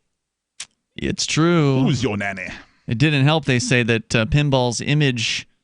It didn't help pinball's image that most of the machines were manufactured in Chicago, a hotbed of organized crime during the Great Depression, which was the time frame that it was made illegal in D.C., I think. Did Guido and Antony show up and threaten to bust your kneecaps if you didn't buy a pinball machine? Criminal interests were said to control a large segment of the industry, and pinball was even linked to the notorious Murder Incorporated gang. New York City Mayor Fiorello LaGuardia was among those who believed the pinball, they named an airport after that guy, believed that pinball bred crime and juvenile delinquency. The mayor said the pinball industry took in millions of dollars a year from the, quote, pockets of school children in the form of nickels and dimes given to them as lunch money, unquote. After cracking down on illegal slot machines, LaGuardia made prohibition of the, quote, insidious nickel stealers, unquote, the target of his next crusade. So yeah, there must not have been that much crime in New York City at that. I mean, the only nefarious, mafia type thing that I could see pinball machines like being used for, is if like, Tony Soprano wanted to like transport a body somehow, that you could probably like, smuggle one in a pinball machine somehow and get it, if you wanted to make a guy disappear or whatever. Now, of course, a lot of games are still outlawed today. Anything that gives you the chance to win money is, of course, illegal in most places, with the exception of Vegas or some Indian casinos or something like that. Whereas with pinball, you lose every time as far as the money is concerned. Yeah, that you pump into it's just entertainment. You flip the little flippers and the ball goes up, and it's fun. But is it any less addicting than a gambling game? For somebody that's into pinball, they want to get the high score. To say a thing is addicting is not, I don't think that's the correct perspective to have. Things are not addicting. People get addicted The experience to things. Right. is the addiction. Right. They want the number one position. They want the high score. It's a problem with the people, not with the things. Sure, but what I'm saying is the other games should be legal too. Oh, yeah. Like, have you guys seen these fish games, the fish gambling games? Online? No, they're these massive video games that are just glorified gambling operation, but it's made to appear as though you actually have some sort of influence over it. And so it's a big, like a 50-inch screen, plasma screen, sort of set down in front of you. You've got a control pad, and you've got a gun turret. And you hit a button, and the gun turret shoots, and you're shooting at all these fish. And the more fish you shoot, the more points you get, the more money you could, in theory, win. But, of course, every time you hit the shoot button, you lose money. Like shooting fish in a bowl? Yeah, that's basically what you're doing. Well, they found out that if you just hold the fire button down and point the turret in one direction, you do pretty much as well as if you try to aim the thing. So it isn't really much of a game at all. It's the illusion of a game. It's fascinating stuff. Hey, we'll be back tomorrow night. You can join us online in the meantime at freetalklive.com. Business owners, you want more customers? Accept cryptocurrencies. There's people all around you just waiting to spend money at your store. If only you would take it. I know, you've been waiting till someone else makes it easy. Well, good news. HelpMeTakeBitcoin.com adds Bitcoin to your point of sale, totally free. Use the same equipment you already have, now with Bitcoin. And unlike credit cards, there's no fees. Let the guys at HelpMeTakeBitcoin.com bring new customers to your store. HelpMeTakeBitcoin.com.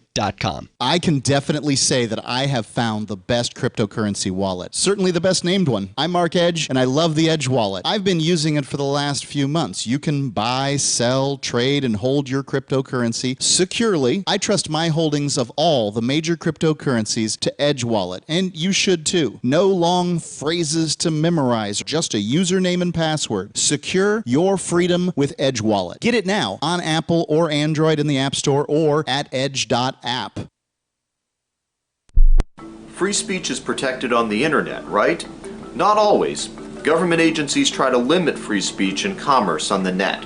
Luckily, when they do, the Institute for Justice is there to defend your First Amendment right to free speech. IJ helped set the first federal precedent for internet free speech in 1999, and ever since has worked to prevent unconstitutional roadblocks in cyberspace. Visit our website today at ij.org. If you want to know the latest about Free Talk Live before we go on the air, all you need to decide is how you want it delivered. It's your choice. Visit news.freetalklive.com to receive our usually weekly news updates by email. Plus, we have a Twitter account at twitter.freetalklive.com, and you can follow us on the decentralized Mastodon platform at toot.freetalklive.com. So please follow us at toot.freetalklive.com and sign up for our emails at news.freetalklive.com. The latest episode of Declare Your Independence with Ernest Hancock is next after the news on the Liberty Radio Network at LRN.FM. This is the Liberty Beat, your daily source for Liberty news and activist updates. Produced in partnership with SNLS News and listeners like you. Online at libertybeat.news and snls.news. I'm Mick Murrow with your latest edition of the Liberty Beat. Gold is trading at $1,484, silver at $17.57, and Bitcoin is trading around $8,197. Today's prices are brought to you by InnoScale. Take off with Managed Cloud. Looking for a safe, secure way to store your important files online? Let InnoScale handle it for you. Their high-availability cloud servers are the perfect solution for clients needing one or more secure scalable servers with built-in hardware failover protection. For details, see them online at innoscale.net. In the news, Julian Assange's extradition trial will move forward in February 2020 after a London judge denied his request for a 90-day extension to submit evidence and formulate his claim that unprecedented charges against him are politically motivated. Activist Post reports that Judge Vanessa Barrister of the Westminster Magistrates Court refused the request, which the United States opposed. The 48-year-old Assange faces 18 counts in the U.S., including conspiring to violate an espionage law and assisting whistleblower Chelsea Manning with hacking into classified Pentagon computers. The WikiLeaks founder could face up to 175 years in prison if convicted. In June, former Home Secretary Sajid Javid signed Assange's extradition order. After his request was denied, Barrister asked if Assange understood the events in court, to which he replied, quote, "Not really. I can't think properly," end quote. The Liberty Beat is sponsored in part by Brave Botanicals, high-quality kratom and CBD at reasonable prices with excellent customer service. Brave Botanicals is activist-owned and mission-driven and believes so strongly in the power of kratom, they're giving it away for free. Just go to freeounceofkratom.com for a free ounce of kratom delivered to your door. Just pay shipping. That's freeounceofkratom.com. This is the latest edition of the Liberty Beat. Find us online at libertybeat.news and snls.news. Your news now continues. Louisiana prosecutors were forced to drop felony marijuana charges against a man after potential jurors balked at criminal charges for cannabis possession. Police busted Jabbar Kinsey on Bourbon Street with an ounce of marijuana. The server at New Orleans landmark Antoine's Restaurant faced a potential sentence of 15 to 20 years in prison under Louisiana's three strikes law. Kinsey had 2 prior nonviolent convictions. But the judge was not able to seat a jury because too many potential jurors refused to consider a prison sentence for simple marijuana possession. Ultimately, prosecutors amended the charges to a misdemeanor under a plea deal. Kinsey will still spend 12 weekend days in jail, but he will not face the harsh prison sentence he would have served had he been convicted on a felony charge. A similar scenario unfolded in Montana in 2015. Prosecutors there also had to settle for a plea deal after the judge could not find one single person willing to sit on a jury and convict him. The Oklahoma City Police Department is dealing with embarrassment on a nationwide scale after a local man who pleaded guilty on charges of possession of cocaine was found to have actually been arrested for carrying powdered milk that he had gotten from a local food bank. The Mind Unleashed reports that 26-year-old Cody Gregg pled guilty to trafficking drugs on October 8th before being sentenced to 15 years in prison for his crime. The man had been arrested in August when police detained him for not having lights on the rear of his bicycle. During the arrest, Gregg, who was on probation at the time, attempted to flee officers before officers eventually detained him. At that point, officers found a large amount of white powder substance in a plastic baggie within a coffee can, along with a scale inside his backpack. Subsequent lab testing revealed that the powder was actually powdered milk, which the defendant said he had acquired from a local food pantry. Support for the Liberty Beat comes from the Conscious Resistance Network, featuring videos, news reports, and articles from a spiritual anarchist perspective. Experience the Conscious Resistance at theconsciousresistance.com. How would you like to have your business featured on the Liberty Beat? You can just send an email to libertybeat@snls.news for details. This is the Liberty Beat, produced in partnership with SNLS News and listeners like you. The Liberty Beat is online at libertybeat.news and snls.news. I'm Mick Murrow, reporting for the Liberty Beat, reminding you, spread liberty with a smile. In a survey, nearly 100% of boys ages 12 to 15 report that they have sex all the time and are definitely not virgins. Teens say they've gone all the way on numerous occasions, including vaginal sex, oral sex, and regular sex orgies. Previous studies suggested that most boys lose their virginity at 16 or 17. But when we gathered 13-year-olds in a room and asked them if they'd had sex, they not only said yes, but they also were clear that sex was no big deal for them, that they weren't nervous before having it, and that when they do have sex, they do it for hours at a time. And you discovered that these young teenagers have sex with nearly every attractive woman they know, including their babysitters, teachers, and even Hollywood celebrities. 10% of boys in junior high school say they received a blowjob from Katy Perry while they were on vacation in Los Angeles. And what about teenage girls? Did your study find out anything new about their sexual habits? We didn't talk to any teenage girls. The boys we surveyed told us not to because they'd probably just lie and deny it. This is the Onion News Network. And now, live from the studios of Freedom's Phoenix, Ernest Hancock. Believe me when I say we have a difficult time ahead of us. But if we are to be prepared for it, we must first shed our fear of it. I stand here without fear because I remember that I am here not because of the path that lies before me, but because of the path that lies behind me. I remember that for 100 years we have fought these machines. And after a century of war, I remember that which matters most. We are still here!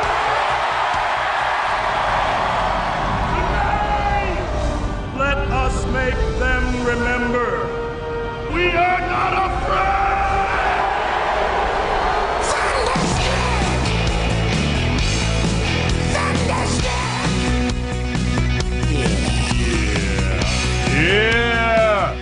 Yeah, we're in a field here in, where are we? Thingsboro, Massachusetts. That's right. We're just like a, I don't know, drive shot away from the New Hampshire border. And then this evening, Bob and I are going to go, we're going to do some more work on the house here and so on, and play with laser, a little bit of laser. We're going to start making a bunch of pirate stuff and really cool stuff and QR code stuff with laser. And then we're going to go up to Manchester maybe tonight to the Quill, just hang a little bit. We'll see.